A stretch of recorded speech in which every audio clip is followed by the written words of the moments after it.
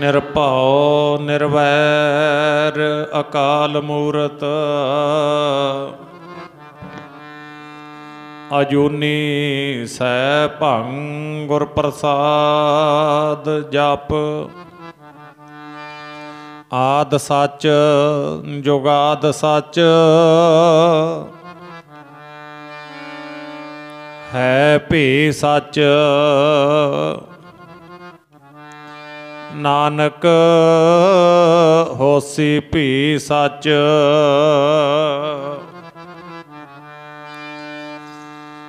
जो तो प्रेम खेलन का चाओ सिर तर तली गली मेरी आओ इत मार्ग पैर तरीजै सिर दीजै कान ना कीजै पहला मरण कबूल जीवन की छड़ आस हो सबना की रेणुका तो आओ हमारे पास जाको हर रंग लागो इस युग में है सो कहियत है सूरा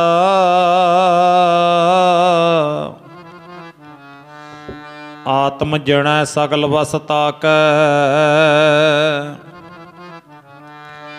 जाका सतगुर पूरा ठाकुर गाइया आत्म रंग शरणी पावन नाम ते आवन सहज समावन संग जन के चरण बसह मेरा ही अर संग पुनीता देही जन की धूर देहो कृपा निध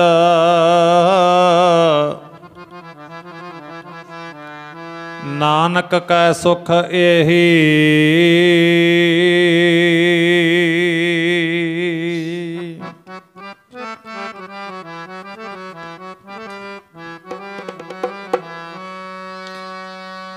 ओ ना मुख ना गुरा तो मोड़िया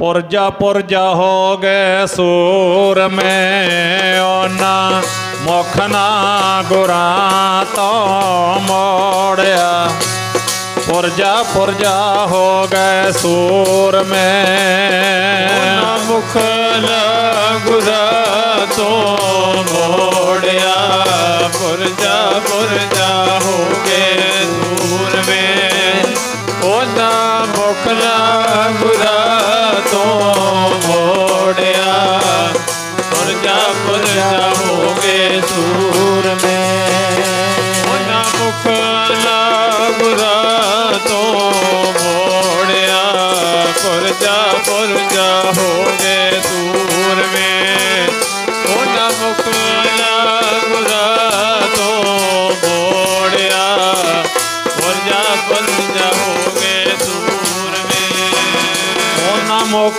ना गुरा तो मोड़िया गुरा तो मोड़िया पुरजा पुरजा हो गए सूर में ओ ना मुख ना गुरा तो मोड़िया पुरजा पुरजा हो गए सूर में मुख ना गुरा तो मोड़िया पुरजा पुरजा हो गए सूर में ओ ना मुख ना गुरा तो मोड़िया पुरजा पुरजा हो गए सूर में ओ ना मुख ना गुरा तो मोड़िया पुरजा पुरजा हो गए सूर में ओ ना मुख ना गुरा तो मोड़िया पुरजा पुरजा हो गए सूर में ओ ना मुख ना गुरा तो मोड़िया, उन मुख ना गुरा तो मोड़िया, गुरा तो मोड़िया, उन मुख ना गुरा तो मोड़िया, उन मुख ना गुरा तो मोड़िया, उन मुख ना गुरा तो मोड़िया, उन मुख ना गुरा तो मोड़िया, उन मुख ना धर्म तो मोड़िया, मुख ना गुरा तो मोड़िया, उन मुख ना धर्म तो मोड़िया, मुख ना गुरा तो मोड़िया, उन मुख ना धर्म तो मोड़िया, उन मुख ना धर्म तो गुरा तो मोड़िया। भाई पुरजा हो गए सूर में, उन मुख ना धर्म तो मोड़िया, पुरजा हो गए सूर में, मुख ना गुरा तो मोड़िया, पुरजा हो गए सूर में, उन मुख ना गुरा तो मोड़िया, पुरजा हो गए सूर में, उन मुख ना धर्म को मोड़िया, पुरजा हो गए सूर में, उन मुख ना धर्म तो मोड़िया, पुरजा हो गए सूर में। सूरा सो पहचानी है, जो लरै दीन के हेत, पुरजा कट मरै, कबहू न छाड़ै खेत।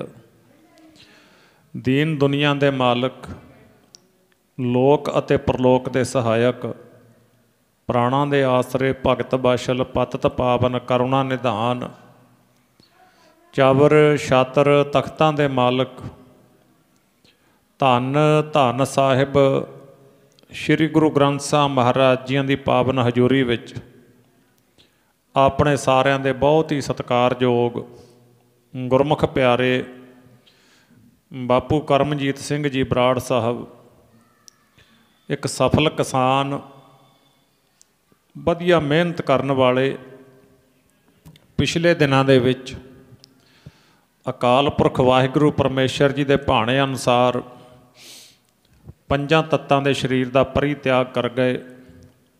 ਫਾਨੀ ਸੰਸਾਰ ਨੂੰ ਅਲਵਿਦਾ ਕਹਿੰਦੇ ਹੋਏ ਆਪਣੇ ਵੱਡੇ ਪਰਿਵਾਰ, ਰਿਸ਼ਤੇਦਾਰ, ਸਕੇ ਸੰਬੰਧੀ, ਦੋਸਤਾਂ ਮਿੱਤਰਾਂ ਨੂੰ ਸਰੀਰ ਕਰਕੇ ਸਦੀਵ ਕਾਲ ਦਾ ਵਿਛੋੜਾ ਦੇ ਗਏ। ਬਰਾੜ ਪਰਿਵਾਰ ਦੇ ਨਾਲ ਦੁੱਖ ਵੰਡਾਉਣ ਵਾਸਤੇ, ਦੁੱਖਾਂ ਦੀ ਸਾਂਝ ਪਾਉਣ ਵਾਸਤੇ, ਗੁਰੂ ਪਾਤਸ਼ਾਹ ਦੀ ਪਾਵਨ ਹਜ਼ੂਰੀ ਵਿੱਚ ਗੁਰਬਾਣੀ, ਗੁਰ ਇਤਿਹਾਸ, ਗੁਰ ਸ਼ਬਦ ਦੀ ਵਿਚਾਰ ਸਰਵਣ ਕਰਨ ਵਾਸਤੇ ਪਹੁੰਚੇ ਅਤੇ ਪਹੁੰਚ ਰਹੇ ਪਰਮ ਸਤਿਕਾਰਯੋਗ ਗੁਰਮੁਖ ਪਿਆਰੇ ਸਤਸੰਗੀ ਜਨੋ, ਸਭ ਤੋਂ ਪਹਿਲਾਂ ਜਿਸ ਠਾਕੁਰ ਸਿਓ ਨਾਹੀ ਚਾਰਾ, ਤਾਕੋ ਕੀਜੈ ਸਦ ਨਮਸਕਾਰਾ, ਉਸ ਵਾਹਿਗੁਰੂ ਪਰਮੇਸ਼ਰ ਪਰਿਪੂਰਨ ਪਰਮਾਤਮਾ ਦੇ ਚਰਨਾਂ ਦੇ ਵਿੱਚ ਹਾਜ਼ਰੀ ਲਵਾਈਏ। ਸਰਬੱਤ ਸੰਗਤ ਮਾਈ ਭਾਈ ਸ਼ਰਧਾ ਭਾਵਨਾ ਪ੍ਰੇਮ ਅਤੇ ਸਤਿਕਾਰ ਦੇ ਨਾਲ ਆਖੋ ਜੀ ਵਾਹਿਗੁਰੂ ਜੀ ਕਾ ਖਾਲਸਾ, ਵਾਹਿਗੁਰੂ ਜੀ ਕੀ ਫਤਿਹ। ਪਰਮੇਸ਼ਰ ਜਗਤ ਬਗੀਚਾ ਜਿਸ ਵਾਹਿਗੁਰੂ ਨੇ ਬਣਾਇਆ, ਇਸ ਬਗੀਚੇ ਦੇ ਵਿੱਚ ਸਮੇਂ ਸਮੇਂ 'ਤੇ ਵਾਹਿਗੁਰੂ ਮਾਤ ਲੋਕ ਅਤੇ ਪ੍ਰਾਣੀਆਂ ਨੂੰ ਭੇਜਦਾ ਔਰ ਜਦੋਂ ਸਮਾਂ ਬਣ ਜਾਂਦਾ ਉਸ ਵੇਲੇ ਵਾਪਸ ਬੁਲਾ ਲੈਂਦਾ। ਆਪਾਂ ਪੜ੍ਹਦੇ ਹਾਂ, ਘੱਲੇ ਆਵਹਿ ਨਾਨਕਾ, ਸੱਦੇ ਉੱਠੀ ਜਾਹੇ। ਸੋ ਵਾਹਿਗੁਰੂ ਪਰਮੇਸ਼ਰ ਆਪ ਹੀ ਜੀਵ ਨੂੰ ਸੰਸਾਰ 'ਤੇ ਭੇਜਣ ਵਾਲਾ ਹੈ। ਉਸ ਵਾਹਿਗੁਰੂ ਦੇ ਤੋਰੇ ਆਪਾਂ ਤੁਰੇ ਫਿਰਦੇ ਹਾਂ। ਵਾਹਿਗੁਰੂ ਦੇ ਹੱਥ ਵਿੱਚ ਹੀ ਆਪਣੇ ਜੀਵਨ ਦੀ ਡੋਰੀ ਹੈ। ਜੀ ਜੰਤ ਤੇਰੇ ਧਾਰੇ, ਪ੍ਰਭ ਡੋਰੀ ਹਾਥ ਤੁਮਾਰੇ।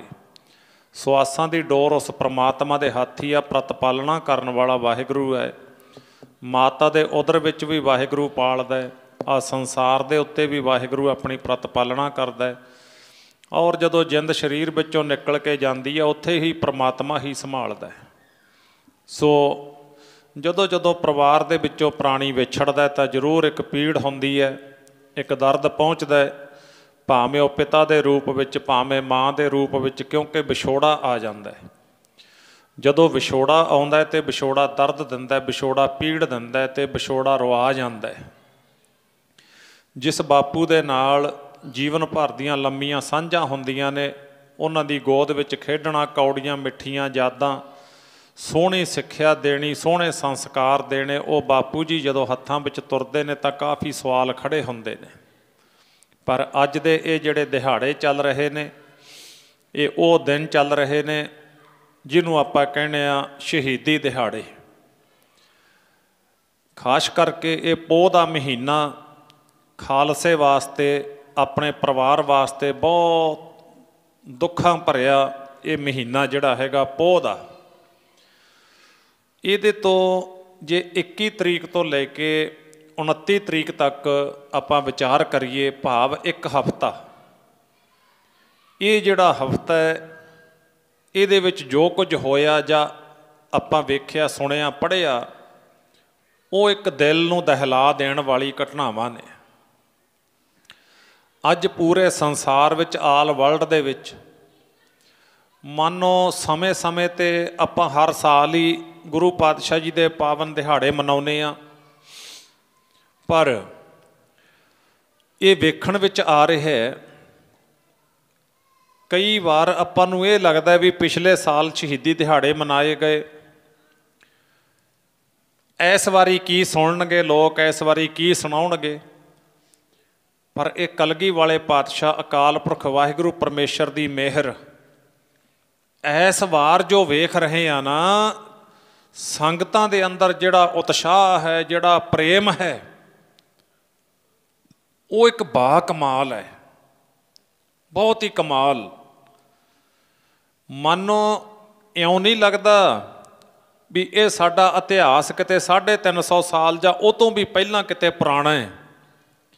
ਅੱਜ ਜਦੋਂ ਸੰਗਤ ਦਾ ਪਿਆਰ ਵੇਖਦੇ ਹਾਂ, ਅੱਜ ਜਦੋਂ ਸੰਗਤਾਂ ਦਾ ਉਤਸ਼ਾਹ ਅਤੇ ਵਿਰਾਗ ਵੇਖਦੇ ਹਾਂ, ਤਾਂ ਇਉਂ ਪ੍ਰਤੀਤ ਹੋ ਰਿਹਾ ਹੈ ਵੀ ਇਹ ਜਿਹੜੀ ਘਟਨਾਵਾਂ, ਇਉਂ ਲੱਗਦਾ ਵੀ ਇਹ ਪਹਿਲਾਂ ਨਹੀਂ, ਮਾਨੋ ਮੌਜੂਦਾ ਸਮੇਂ ਦੇ ਵਿੱਚ ਹੀ ਚੱਲ ਰਹੀਆਂ ਨੇ। ਇੰਨਾ ਜ਼ਿਆਦਾ ਸੰਗਤ ਦਾ ਪਿਆਰ, ਇਹ ਗੁਰੂ ਸਾਹਿਬ ਦੀ ਬਖਸ਼ਿਸ਼ ਹੀ ਹੈ, ਗੁਰੂ ਸਾਹਿਬ ਦੀ ਕਿਰਪਾ ਹੀ ਹੈ। ਵੀ ਮਾਨੋ ਇਉਂ ਲੱਗਦਾ ਵੀ ਇਹ ਸਾਹਮਣੇ ਗੱਲ ਹੋ ਰਹੀ ਹੈ, ਉਸ ਤਰ੍ਹਾਂ ਇੰਨਾ ਜ਼ਿਆਦਾ ਸੰਗਤਾਂ ਵਿੱਚ ਪਿਆਰ ਹੈ। ਕਿਉਂਕਿ ਹਰ ਇੱਕ ਦੇ ਜੇਬ ਦੇ ਵਿੱਚ ਪ੍ਰਚਾਰ ਹੈ, ਜਿਹਦੇ ਕੋਲ ਮੋਬਾਇਲ ਹੈ ਨਾ, ਉਹਦੇ ਕੋਲ ਪ੍ਰਚਾਰ ਹੈ। ਅਤੇ ਇਸ ਵਾਰੀ ਲੜੀਵਾਰ ਸੰਗਤਾਂ ਨੇ ਵੀ ਅੱਜ ਦੇ ਦਿਨ ਗੁਰੂ ਜੀ ਔਰ ਗੁਰੂ ਜੀ ਦਾ ਪਰਿਵਾਰ ਅਤੇ ਗੁਰੂ ਜੀ ਦਾ ਖਾਲਸਾ ਕਿੱਥੇ ਸੀ, ਅੱਜ ਕੀ ਹੋ ਰਿਹਾ, ਕੱਲ੍ਹ ਕੀ ਹੋਵੇਗਾ, ਇਉਂ ਲੜੀਵਾਰ ਜਿਹੜਾ ਨਾ ਉਹ ਸੰਗਤਾਂ ਵੇਖ ਰਹੀਆਂ ਨੇ, ਸੁਣ ਰਹੀਆਂ ਨੇ, ਪੜ੍ਹ ਰਹੀਆਂ ਨੇ। ਸੋ ਆਓ ਸਾਧ ਸੰਗਤ, ਇੱਕ ਪਾਸੇ ਤਾਂ ਇਹ ਬੜੀ ਦਰਦ ਭਰੀ ਘਟਨਾ ਹੈ, ਦੂਸਰੀ ਸਾਈਡ ਸਾਨੂੰ ਮਾਣ ਵੀ ਹੈ ਇਸ ਗੱਲ ਦਾ, ਆਪਾਂ ਨੂੰ ਸਾਰਿਆਂ ਨੂੰ, ਵੀ ਐਸੇ ਗੁਰੂ ਦੇ ਆਪਾਂ ਸਿੱਖ ਹਾਂ। ਸਾਧ ਸੰਗਤ ਬਲਹਾਰ ਜਾਈਏ ਕਲਗੀ ਵਾਲੇ ਪਾਤਸ਼ਾਹ ਔਰ ਕਲਗੀ ਵਾਲੇ ਪਾਤਸ਼ਾਹ ਜੀਆਂ ਦੇ ਸਮੁੱਚੇ ਪਰਿਵਾਰ ਤੋਂ, ਖਾਲਸੇ ਤੋਂ, ਜਿਨ੍ਹਾਂ ਨੇ ਉਹ ਪੂਰਨੇ ਪਾ ਕੇ ਉਹ ਮਾਰਗ ਦਰਸ਼ਨ ਸਾਨੂੰ ਕਰਵਾਏ। ਔਰ ਸਾਡੇ ਅੰਦਰ ਵੀ ਉਹ ਛੋਟੀ ਮੋਟੀ ਭਾਵਨਾ ਜਾਗਦੀ ਹੈ ਵੀ ਕਿਤੇ ਉਹਨਾਂ ਗੁਰਸਿੱਖਾਂ ਵਾਲੀ ਕਰਨੀ ਕਮਾਈ ਸੋਚ ਕਿਤੇ ਸਾਡੇ ਜੀਵਨ ਵਿੱਚ ਆ ਜਾਵੇ। ਧੰਨ ਉਹ ਗੁਰੂ ਕੇ ਮਰਜੀਵੜੇ ਸਿੱਖ ਸਾਧ ਸੰਗਤ, ਜਿਨ੍ਹਾਂ ਨੇ ਸਿੱਖੀ ਨੂੰ ਕੱਲਾ ਧਾਰਨ ਨਹੀਂ ਕੀਤਾ, ਸਿੱਖੀ ਨੂੰ ਮੰਨ ਕੇ ਵਿਖਾਇਆ, ਸਿੱਖੀ ਨੂੰ ਕਮਾ ਕੇ ਵਿਖਾਇਆ। ਇਹੋ ਜਿਹੇ ਭਿਆਨਕ ਸਮਿਆਂ ਦੇ ਵਿੱਚ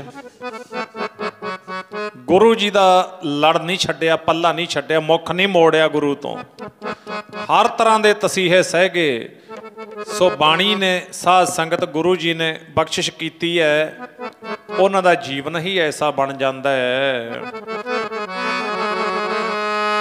ਉਹ ਮੁਖੜਾ ਨੀ ਮੋੜਦੇ ਰੱਤੇ ਜੋ ਨਾਲ ਗੁਰਾਂ ਦੇ, ਮੁਖੜਾ ਨੀ ਮੋੜਦੇ ਰੱਤੇ ਜੋ ਨਾਲ ਗੁਰਾਂ ਦੇ, ਮੁਖੜਾ ਨੀ ਮੋੜਦੇ ਰੱਤੇ ਜੋ ਨਾਲ ਗੁਰਾਂ ਦੇ, ਮੁਖੜਾ ਨੀ ਮੋੜਦੇ ਰੱਤੇ ਜੋ ਨਾਲ ਗੁਰਾਂ ਦੇ, ਮੁਖੜਾ ਨੀ ਮੋੜਦੇ ਰੱਤੇ ਜੋ ਨਾਲ ਗੁਰਾਂ ਦੇ, ਮੁਖੜਾ ਨੀ ਮੋੜਦੇ ਰੱਤੇ ਜੋ ਨਾਲ ਗੁਰਾਂ ਦੇ, ਮੁਖੜਾ ਨੀ ਮੋੜਦੇ ਰੱਤੇ ਜੋ ਨਾਲ ਸਾਈਂ ਦੇ, ਮੁਖੜਾ ਨੀ ਮੋੜਦੇ ਰੱਤੇ ਜੋ ਨਾਲ ਗੁਰਾਂ ਦੇ, ਮੁਖੜਾ ਨੀ ਮੋੜਦੇ ਰੱਤੇ ਜੋ ਨਾਲ ਗੁਰਾਂ ਦੇ, ਮੁਖੜਾ ਨੀ ਮੋੜਦੇ ਰੱਤੇ ਜੋ ਨਾਲ ਗੁਰਾਂ ਦੇ, ਮੁਖੜਾ ਨੀ ਮੋੜਦੇ ਰੱਤੇ ਜੋ ਨਾਲ ਗੁਰਾਂ ਦੇ, ਮੁਖੜਾ ਨੀ ਮੋੜਦੇ ਰੱਤੇ ਜੋ ਨਾਲ ਗੁਰਾਂ ਦੇ, ਰੱਤੇ ਜੋ ਨਾਲ ਗੁਰਾਂ ਦੇ, ਰੱਤੇ ਜੋ ਨਾਲ ਸਾਈਂ ਦੇ, ਰੱਤੇ ਜੋ ਨਾਲ ਗੁਰਾਂ ਦੇ, ਰੱਤੇ ਜੋ ਨਾਲ ਸਾਈਂ ਦੇ, ਰੱਤੇ ਜੋ ਨਾਲ ਗੁਰਾਂ ਦੇ, ਰੱਤੇ ਜੋ ਨਾਲ ਗੁਰਾਂ ਦੇ, ਰੱਤੇ ਜੋ ਨਾਲ ਗੁਰਾਂ ਦੇ, ਰੱਤੇ ਜੋ ਨਾਲ, ਰੱਤੇ ਜੋ ਨਾਲ ਗੁਰਾਂ ਦੇ, ਰੱਤੇ ਜੋ ਨਾਲ ਗੁਰਾਂ ਦੇ, ਰੱਤੇ ਜੋ ਨਾਲ ਗੁਰਾਂ ਦੇ, ਰੱਤੇ ਜੋ ਨਾਲ ਗੁਰਾਂ ਦੇ, ਮੁਖੜਾ ਨੀ ਮੋੜਦੇ ਰੱਤੇ ਜੋ ਨਾਲ ਗੁਰਾਂ ਦੇ, ਮੁਖੜਾ ਨੀ ਮੋੜਦੇ ਰੱਤੇ ਜੋ ਨਾਲ ਗੁਰਾਂ ਦੇ, ਮੁਖੜਾ ਨੀ ਮੋੜਦੇ ਰੱਤੇ ਜੋ ਨਾਲ ਗੁਰਾਂ ਦੇ, ਮੁਖੜਾ ਨੀ ਮੋੜਦੇ ਰੱਤੇ ਜੋ ਨਾਲ ਗੁਰਾਂ ਦੇ, ਮੁਖੜਾ ਨੀ ਮੋੜਦੇ ਰੱਤੇ ਜੋ ਨਾਲ ਗੁਰਾਂ ਦੇ, ਮੁਖੜਾ ਨੀ ਮੋੜਦੇ ਰੱਤੇ ਜੋ ਨਾਲ ਗੁਰਾਂ ਦੇ। ਰੱਤੇ ਸੇਈ ਜੇ ਮੁਖ ਨਾ ਮੁੜਨ, ਜਿਨੀ ਸੰਝਾਤਾ ਸਾਈਂ, ਝੜ ਝੜ ਪਵਦੇ ਕੱਚੇ ਬਿਰਹੀ, ਜਿਨ੍ਹਾਂ ਕਾਰ ਨਾ ਆਈ। ਸਤਿਗੁਰਾਂ ਨੇ ਆਪਣੇ ਸਿੱਖ ਨੂੰ ਇਹ ਗੱਲ ਸਮਝਾ ਦਿੱਤੀ ਹੁੰਦੀ ਹੈ ਗੁਰਬਾਣੀ ਦੁਆਰਾ, ਆਪਣੇ ਪਾਵਨ ਬਚਨਾਂ ਦੁਆਰਾ। ਐ ਗੁਰਸਿੱਖਾ, ਮਨੁੱਖ ਦੇ ਨਾਲ ਉਹਦੇ ਕੀਤੇ ਕਰਮ, ਸ਼ੁਭ ਕਰਮ ਜਾਂਦੇ ਨੇ, ਉੱਤਮ ਕਰਮ ਜਿਹੜੇ ਨੇ ਉਹ ਮਨੁੱਖ ਦੇ ਨਾਲ ਜਾਂਦੇ ਨੇ। ਸਰੀਰ ਨਾਸ਼ਵੰਤ ਹੈ, ਇਹਨੇ ਰਹਿਣਾ ਹੈ ਨਹੀਂ ਸਰੀਰ ਨੇ। ਇਹ ਚੋਰ ਦਾ ਵੀ ਬਿਨਸੇਗਾ ਸਰੀਰ, ਸਾਧ ਦਾ ਸਰੀਰ ਵੀ ਨਹੀਂ ਰਹਿਣਾ, ਪੁੰਨੀ ਦਾ ਸਰੀਰ ਵੀ ਨਹੀਂ ਰਹਿਣਾ, ਤੇ ਪਾਪੀ ਦਾ ਵੀ ਨਹੀਂ ਰਹਿਣਾ। ਪਰ ਜਿਹੜਾ ਸਿੱਖ ਗੁਰੂ ਦੇ ਹੁਕਮ ਨੂੰ ਮੰਨ ਕੇ ਗੁਰੂ ਦੀ ਰਜ਼ਾ ਵਿੱਚ, ਗੁਰੂ ਦੇ ਭਾਣੇ ਵਿੱਚ ਸੱਚ ਤੇ ਪਹਿਰਾ ਦਿੰਦਾ, ਧਰਮ ਤੇ ਪਹਿਰਾ ਦਿੰਦਾ, ਉਹਦੀ ਦੋਨਾਂ ਲੋਕਾਂ ਦੇ ਵਿੱਚ ਜੈ ਜੈਕਾਰ ਹੈ। ਉਹਦੇ ਦੋਨੇ ਲੋਕ ਸਫਲੇ ਨੇ। ਉਹਨਾਂ ਗੁਰਸਿੱਖਾਂ ਨੇ ਬਾਖੂਬੀ ਉਹਨਾਂ ਬਚਨਾਂ ਨੂੰ ਹਿਰਦੇ ਵਿੱਚ ਵਸਾਇਆ। ਜਦੋਂ ਜਦੋਂ ਕਸਵੱਟੀਆਂ ਪਈਆਂ, ਜਦੋਂ ਜਦੋਂ ਪਰਖ ਦਾ ਸਮਾਂ ਆਇਆ, ਉਹ ਪਰਖ ਤੇ ਖਰੇ ਉਤਰੇ। ਉਹ ਝੜੇ ਨਹੀਂ ਹਨ, ਉਹ ਨੰਬਰ ਪੂਰੇ ਲੈ ਕੇ ਗਏ। ਵੇਖੋ ਗੁਰੂ ਅਰਜਨ ਦੇਵ ਸਾਹਿਬ ਮਹਾਰਾਜ ਸਤਿਗੁਰੂ ਸੱਚੇ ਪਾਤਸ਼ਾਹ, ਰੱਤਿਆਂ ਦੀ ਨਿਸ਼ਾਨੀ ਕੀ ਹੈ, ਕਿਵੇਂ ਉਹ ਪੁਰਜਾ ਪੁਰਜਾ ਕੱਟ ਮਰਦੇ ਨੇ। ਜਦੋਂ ਗੁਰੂ ਅਰਜਨ ਦੇਵ ਸਾਹਿਬ ਮਹਾਰਾਜ ਜੀ ਨੂੰ ਜਹਾਂਗੀਰ ਨੇ ਚੰਦੂ ਦੀ ਸ਼ਿਕਾਇਤ ਦੁਆਰਾ ਲਾਹੌਰ ਬੁਲਾਇਆ, उस वेले गुरु अर्जन देव साहब महाराज जी दे नाल श्री अंम੍ਰਿਤਸਰ साहब की जिन्नी सिख संगत सी सारी संगत जिद करदी है सच्चे पातशाह असी तुहाडे नाल जावांगे, तुहाडे बिना असी बच नहीं सकते। सतगुरां ने बचन दिता, कहंदे तुसी सानू की समझदे हो? कहंदे महाराज आप जी साडे समर्थ गुरु हो, असी तुहाडे सिख हाँ। महाराज जी ने आप ही बचन करके सिखां नूं आख्या, गुरसिखो सिख नूं की करना चाहिए? सच्चे पातशाह जो आप जी ने मत बख्शी है उहदे मुताबक सिख नूं गुरु का हुक्म मनना चाहिए। फिर कहंदे साडा हुक्म है, साडे नाल 5 सिख जाणगे, बाकी किसी ने नहीं जाना। आखो सतनाम श्री वाहिगुरू। फिर संगतां हुक्म दे विच मन लियां, नहीं तो महाराज दे नाल जाण वास्ते पूरी अंम੍ਰਿਤਸਰ साहब की इलाके की संगत तैयार सी। महाराज लाहौर चलांगे, असी आप जी तो बगैर बच नहीं सकते। इस तरह जदों गुरु तेग बहादुर महाराज हिंद धर्म की रखिया वास्ते, जंजू की राखी वास्ते, मंदिरां नूं बचाउण वास्ते, ते जदों श्री आनंदपुर साहब तो दिल्ली वल नूं तुरन लगे ने, दिल्ली वल नूं जदों तुरन लगे, आनंदपुर साहब की जिन्नी सिख संगत इलाके की संगत हथ बन के खड़ गई, सच्चे पातशाह असी तुहाडे नाल दिल्ली चलांगे, असी आप जी तो बगैर बच नहीं सकते, सानू नाल लेके चलो। क्योंकि सतगुरां दे पावन बचन हन, जिस प्यारे स्यों नेहो, नेहो कहिए प्यार, सिख दा गुरु नाल होवे प्यार ते वो फिर गुरु तो बिना बच किवें सकदा। तिस आगै मर चलीए धृग जीवन, संसार ताकै पाछै जीवना।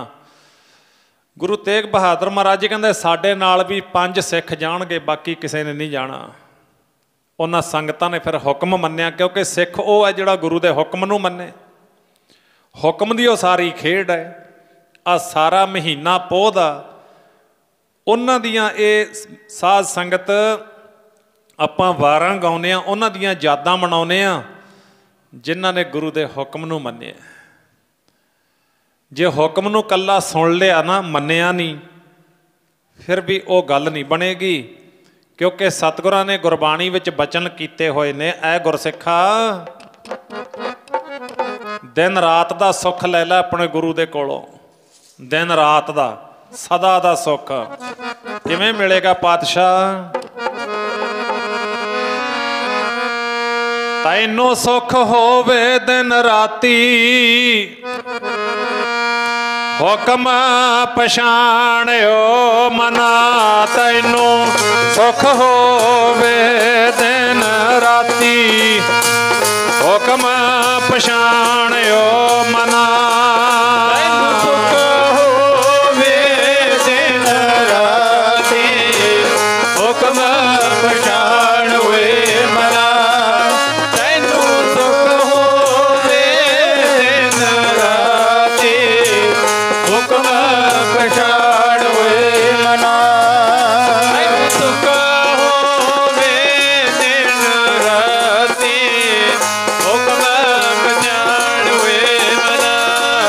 तैनू सुख होवे दिन राती, हुक्म पछाणियो मना। सुख होवे दिन राती, होवे दिन राती, हुक्म पछाणियो मना। तैनू सुख होवे दिन राती, हुक्म पछाणियो मना। होवे दिन राती, हुक्म पछाणियो मना। तैनू सुख होवे दिन राती, हुक्म पछाणियो मना। तैनू सुख होवे दिन राती, हुक्म पछाणियो मना। तैनू सुख होवे दिन राती, हुक्म पछाणियो मना। तैनू सुख होवे दिन राती, हुक्म पछाणियो मना। ओ तैनू सुख होवे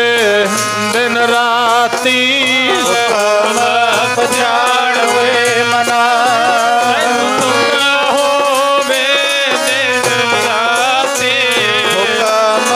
ਪਛਾਣ ਹੋਏ ਮਨਾ ਤੈਨੂੰ ਸੁਖ ਹੋਵੇ ਦਿਨ ਰਾਤੀ ਹੁਕਮ ਪਛਾਣ ਹੋਏ ਮਨਾ ਜੀੜਾ ਅਗਨ ਬਰਾਬਰ ਤਪੈ ਭੀਤਰ ਵਗੈ ਕਾਤੀ ਪ੍ਰਣਵਤ ਨਾਨਕ ਹੁਕਮ ਪਛਾਣੈ ਸੁਖ ਹੋਵੇ ਦਿਨ ਰਾਤੀ। ਹੁਕਮੈ ਅੰਦਰ ਸਭ ਕੋ ਬਾਹਰ ਹੁਕਮ ਨਾ ਕੋਏ ਨਾਨਕ ਹੁਕਮੈ ਜੇ ਬੁੱਝੈ ਤਾਂ ਹਉਮੈ ਕਹੈ ਨਾ ਕੋਏ। ਕਿਵ ਸਚਿਆਰਾ ਹੋਈਐ ਕਿਵ ਕੂੜੈ ਟੁੱਟੈ ਪਾਲ ਹੁਕਮ ਰਜਾਈ ਚੱਲਣਾ ਨਾਨਕ ਲਿਖਿਆ ਨਾਲ। ਖੇਡ ਤਾਂ ਸਾਰੀ ਹੁਕਮ ਦੀ ਹੈ। ਹੁਕਮ ਦੇ ਵਿੱਚ ਜਦੋਂ ਵਿਚਾਰ ਆਉਂਦੀ ਹੈ 84 ਲੱਖ ਜੂਨ ਦੇ ਵਿੱਚੋਂ ਆਸਾ ਦੀ ਵਾਰ ਜਦੋਂ ਪੜ੍ਹਦੇ ਹਾਂ ਭੈ ਵਿੱਚ ਪਵਨ ਵਹੈ ਸਦ ਵਾਓ ਭੈ ਵਿੱਚ ਚੱਲੈ ਲੱਖ ਦਰਿਆਓ। ਇੱਕ ਮਨੁੱਖ ਨੂੰ ਛੱਡ ਕੇ ਬਾਕੀ ਸਾਰੀਆਂ ਜੂਨਾਂ ਵਾਹਿਗੁਰੂ ਦੇ ਹੁਕਮ ਦੇ ਵਿੱਚ ਨੇ। ਇੱਕ ਮਨੁੱਖ ਨੇ ਉਲੰਘਣਾ ਕੀਤੀ ਹੈ ਵਾਹਿਗੁਰੂ ਦੇ ਹੁਕਮ ਦੀ। ਮਨੁੱਖ ਨੂੰ ਇਹ ਸਮਝਾਉਣਾ ਕੀਤਾ ਗੁਰੂ ਜੀ ਨੇ, ਬਾਕੀ ਕਿਸੇ ਨੂੰ ਸਮਝਾਉਣ ਦੀ ਗੱਲ ਨਹੀਂ ਕੀਤੀ ਸਤਿਗੁਰਾਂ ਨੇ। ਨਾ ਕਿਸੇ ਪਸ਼ੂ ਨੂੰ ਉਪਦੇਸ਼, ਨਾ ਕਿਸੇ ਪੰਛੀ ਨੂੰ ਉਪਦੇਸ਼, ਬਲਕਿ ਉਹਨਾਂ ਨੂੰ ਵਡਿਆਈ ਦਿੱਤੀ ਹੈ ਸਤਿਗੁਰਾਂ ਨੇ ਗੁਰਬਾਣੀ ਵਿੱਚ। ਪਸ਼ੂ ਮਿਲੈ ਵਡਿਆਈਆਂ ਖੜ ਖਾਵਹਿ ਅੰਮ੍ਰਿਤ ਦੇਹ ਨਾਮ ਬਿਹੂਣੇ ਆਦਮੀ ਧ੍ਰਿਗ ਜੀਵਨ ਕਰਮ ਕਰੇਹ। ਉਧਰ ਕਹਿੰਦੇ ਫਰੀਦਾ ਹਉ ਬਲਹਾਰੀ ਤਿੰਨ ਪੰਖੀਆਂ। ਮਨੁੱਖ ਨੂੰ ਕਦੇ ਸੋਚਣਾ ਚਾਹੀਦਾ, ਵਿਚਾਰਨਾ ਚਾਹੀਦਾ। ਮਨੁੱਖ ਪਸ਼ੂਆਂ ਤੇ ਪੰਛੀਆਂ ਨੂੰ ਵਾਹਿਗੁਰੂ ਧੰਨ ਸ਼੍ਰੀ ਗੁਰੂ ਗ੍ਰੰਥ ਸਾਹਿਬ ਦਾ ਗੁਰੂ ਪਾਤਸ਼ਾਹ ਜੀ ਮਾਣ ਬਖਸ਼ ਰਹੇ ਨੇ ਤੇ ਸਾਨੂੰ ਧਰਕਾਰਾਂ ਪਾ ਰਹੇ ਨੇ।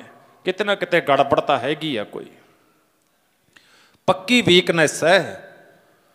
ਇਕੱਲੇ ਮਨੁੱਖ ਨੂੰ ਸਮਝਾਉਣਾ ਕੀਤਾ ਤੇ ਇਹ ਤੋਂ ਵੱਡੀ ਅਚੰਭੇ ਵਾਲੀ ਗੱਲ ਤੇ ਇਹ 84 ਲੱਖ ਦਾ ਸਰਦਾਰ ਹੈ। 84 ਲੱਖ ਦਾ ਸਰਦਾਰ ਹੈ। ਆਵਰ ਜੋਨ ਤੇਰੀ ਪਨਹਾਰੀ ਇਸ ਧਰਤੀ ਮੈਂ ਤੇਰੀ ਸਕਦਾਰੀ। ਸਕਦਾਰੀ ਦਾ ਅਰਥ ਹੈ ਸਰਦਾਰੀ। ਪਨਹਾਰੀ ਕਹੀਏ ਪਾਣੀ ਭਰਨ ਵਾਲੀਆਂ। ਕੀ ਸਾਰੀਆਂ ਜੂਨਾਂ ਮਨੁੱਖ ਦਾ ਪਾਣੀ ਨਹੀਂ ਭਰਦੀਆਂ? ਕੁੱਲ ਜੂਨ ਮਨੁੱਖ ਤੋਂ ਘਬਰਾਉਂਦੀ ਹੈ, ਡਰਦੀ ਹੈ। ਫਿਰ ਮਨੁੱਖ ਨੂੰ ਉਪਦੇਸ਼ ਬਖਸ਼ਿਆ ਸਤਿਗੁਰਾਂ ਨੇ, ਉਹ ਬੰਦੇ ਤੂੰ ਹੁਕਮ ਤੋਂ ਬਾਹਰ ਚੱਲ ਗਿਆ, ਇਸੇ ਕਰਕੇ ਦੁਖੀ ਹੋ ਰਹੇ। ਪਰਮੇਸ਼ਰ ਦੇ ਹੁਕਮ ਨੂੰ ਬੁੱਝਣ ਆਇਆ ਸੀ। ਵਿਚਾਰ ਤਾਂ ਇਹ ਬਣਾਉਣੀ ਸੀ, ਮੱਤ ਤਾਂ ਇਹ ਲੈਣੀ ਸੀ, ਜਿਉਂ ਜਿਉਂ ਤੇਰਾ ਹੁਕਮ ਤਿਵੈ ਤਿਉ ਹੋਵਣਾ। ਜਹ ਜਹ ਰੱਖੇ ਆਪ ਤਹ ਜਾਏ ਖੜੋਵਣਾ। ਖੜਨਾ ਤਾਂ ਹੁਕਮ ਵਿੱਚ ਸੀ, ਪਰ ਬੰਦਾ ਚੜ੍ਹ ਗਿਆ ਮਨ ਦੀ ਮੱਤ ਦੇ ਅੜਿੱਕੇ। ਜਦੋਂ ਇਹ ਮਨ ਦੀ ਮੱਤ ਦੇ ਅੜਿੱਕੇ ਚੜ੍ਹਿਆ ਤੇ ਫਿਰ ਇਹ ਗੁਰੂ ਦੀ ਮਰਜ਼ਾਦਾ ਦੀ ਉਲੰਘਣਾ ਕਰ ਗਿਆ। ਕਿੰਨੀ ਕੁ ਉਲੰਘਣਾ ਕੀਤੀ, ਤੱਕੜੀ ਉਹ ਨਹੀਂ ਕੋਈ ਤੋਲਣ ਵਾਲੀ ਵੀ ਕਿੰਨੀ ਕੁ ਉਲੰਘਣਾ ਕਰ ਗਿਆ ਬੰਦਾ। ਇੰਨੀ ਉਲੰਘਣਾ ਕਰੀ ਜਾਂਦੇ ਆਪਾਂ। ਰੱਬੀ ਮਰਜ਼ਾਦਾ ਦੀਆਂ ਧੱਜੀਆਂ ਉਡਾਈਆਂ ਹੋਈਆਂ ਨੇ ਮਨੁੱਖ ਨੇ। ਸੋ ਆਓ ਅੱਜ ਵਿਚਾਰ ਆਪਾਂ ਉਹਨਾਂ ਹੁਕਮ ਮੰਨਣ ਵਾਲਿਆਂ ਦੀ ਕਰੀਏ ਤਾਂ ਕਿ ਅੱਜ ਦੇ ਇਹ ਸ਼ਹਾਦਤ ਸਫ਼ਰ, ਇਹ ਜਿਹੜੇ ਸ਼ਹੀਦੀ ਦਿਹਾੜੇ, ਇਹਨਾਂ ਦੇ ਵਿੱਚੋਂ ਕਿਣਕਾ ਮਾਤਰ ਕਿਤੇ ਸਾਡੀ ਜ਼ਿੰਦਗੀ ਵਿੱਚ ਵੀ ਵਸ ਜਾਵੇ। ਮੈਂ ਤਾਂ ਇਹ ਸੋਚੀ ਜਾਂਦਾ, ਤੁਸੀਂ ਵੀ ਸੋਚਦੇ ਹੋਵੋਗੇ ਵੀ ਧੰਨ ਕਲਗੀ ਵਾਲੇ ਪਾਤਸ਼ਾਹ ਕੈਸੇ ਉਹ ਸਿੰਘ ਸੀ, ਕੈਸੇ ਉਹ ਸੂਰਬੀਰ ਯੋਧੇ ਸੀ ਜਿਨ੍ਹਾਂ ਨੇ ਰੱਤੀ ਮਾਤਰ ਵੀ ਸ਼ੰਕਾ ਨਹੀਂ ਕੀਤਾ ਵੀ ਸੱਚੇ ਪਾਤਸ਼ਾਹ ਸਾਨੂੰ ਕਿਹੜੇ ਦੁੱਖਾਂ ਵਿੱਚ ਪਾਤਾ। ਸੂਰਮੇ ਗੁਰਮਖੋ ਹੱਸ ਹੱਸ ਕੇ ਮੌਤ ਨੂੰ ਵਿਆਹ ਗਏ, ਪਰ ਗੁਰੂ ਤੇ ਸ਼ੰਕਾ ਨਹੀਂ ਕੀਤਾ, ਗੁਰੂ ਤੇ ਇਤਰਾਜ਼ ਨਹੀਂ ਕੀਤਾ, ਉਲਾਂਭਾ ਨਹੀਂ ਦਿੱਤਾ ਗੁਰੂ ਤੇ। ਆਪਾਂ ਉਹਨਾਂ ਗੁਰਸਿੱਖਾਂ ਦੀ ਜੁੱਤੀ ਦੀ ਧੂੜ ਵਰਗੇ ਵੀ ਹੈ ਨਹੀਂ। ਉਹਨਾਂ ਦਾ ਜੀਵਨ ਤਾਂ ਬਹੁਤ ਮਹਾਨ, ਉਹਨਾਂ ਦਾ ਜੀਵਨ ਉਹ ਤਾਂ ਬਸ ਮੁੱਖੋਂ ਧੰਨ ਕਹੀਏ ਤਾਂ ਕਾਫੀ ਹੈ, ਹੋਰ ਆਪਾਂ ਕੁਝ ਵੀ ਨਹੀਂ ਕਰ ਸਕਦੇ ਉਹਨਾਂ ਬਰਾਬਰ। ਉਹ ਸੀ ਕੜਕਦੀਆਂ ਠੰਡਾ ਹੋਣ, ਅੱਗੇ ਵੀ ਦੁਸ਼ਮਣ ਪਿੱਛੇ ਵੀ ਦੁਸ਼ਮਣ, ਛਕਣ ਨੂੰ ਕੁਝ ਨਾ ਹੋਵੇ, ਹਥਿਆਰ ਗੋਲੀ ਸਿੱਕਾ ਬਰੂਦ ਬਿਲਕੁਲ ਇਉਂ ਮਿਕਦਾਰ ਦੇ ਵਿੱਚ ਹੋਵੇ, ਹੁਣ ਮੁੱਕਿਆ ਹੁਣ ਮੁੱਕਿਆ। ਦੁਸ਼ਮਣ ਦੇ ਕੋਲ ਹਥਿਆਰ ਗੱਡੀਆਂ ਭਰ ਭਰ ਕੇ ਆਉਂਦੀਆਂ ਨੇ, ਰੱਥ ਬੈਲ ਬੱਗੀਆਂ ਲੈ ਲੈ ਕੇ ਆ ਰਹੇ ਨੇ, ਪਰ ਗੁਰੂ ਕੇ ਖਾਲਸੇ ਕੋਲੇ ਅਸਲਾ ਉਹੀ ਹੈ ਜਿਹੜਾ ਕੋਲ ਹੈ, ਹੋਰ ਕਿਤੋਂ ਆ ਨਹੀਂ ਰਿਹਾ। ਦੁਸ਼ਮਣ ਨੇ ਰੋਕ ਦਿੱਤਾ, ਪਰ ਉਸ ਸਮੇਂ ਵੀ ਖਾਲਸਾ ਘਬਰਾਇਆ ਨਹੀਂ। ਐਸੇ ਮਰ ਜੀਵੜੇ ਗੁਰਸਿੱਖ, ਐਸੇ ਪਿਆਰ ਵਾਲੇ, ਉਹਨਾਂ ਦੀ ਬਾਬਤ ਲਿਖਿਆ, ਮੁਰਦਾ ਹੋਏ ਮੁਰੀਦ ਨਾ ਗੱਲੀ ਹੋਵਣਾ। ਉਹ ਗੱਲਾਂ ਵਾਲੇ ਨਹੀਂ ਸੀ ਮੇਰੇ ਵਾਂਗੂ ਵੀ ਗੱਲਾਂ ਕਰਕੇ ਮੁੜ ਗਏ, ਨਹੀਂ, ਉਹਨਾਂ ਨੇ ਪ੍ਰੈਕਟੀਕਲ ਕੀਤਾ ਆਪਣੀ ਜ਼ਿੰਦਗੀ ਵਿੱਚ। ਇਉਂ ਕਹਿੰਦੇ ਭਾਈ ਗੁਰਦਾਸ ਜੀ, ਮੁਰਦਾ ਹੋ ਜਾਵੇ ਮੁਰੀਦ ਗੱਲੀ ਹੋਵਣਾ ਨਹੀਂ, ਮੁਰਦਾ ਹੋ ਜਾਵੇ ਮੁਰੀਦ ਗੱਲੀ ਹੋਵਣਾ ਨਹੀਂ, ਮੁਰਦਾ ਹੋ ਜਾਵੇ ਮੁਰੀਦ ਗੱਲੀ ਹੋਵਣਾ ਨਹੀਂ, ਮੁਰਦਾ ਹੋ ਜਾਵੇ ਮੁਰੀਦ ਗੱਲੀ ਹੋਵਣਾ ਨਹੀਂ, ਮੁਰਦਾ ਹੋ ਜਾਵੇ ਮੁਰੀਦ ਗੱਲੀ ਹੋਵਣਾ ਨਹੀਂ, ਮੁਰਦਾ ਹੋ ਜਾਵੇ ਮੁਰੀਦ ਗੱਲੀ ਹੋਵਣਾ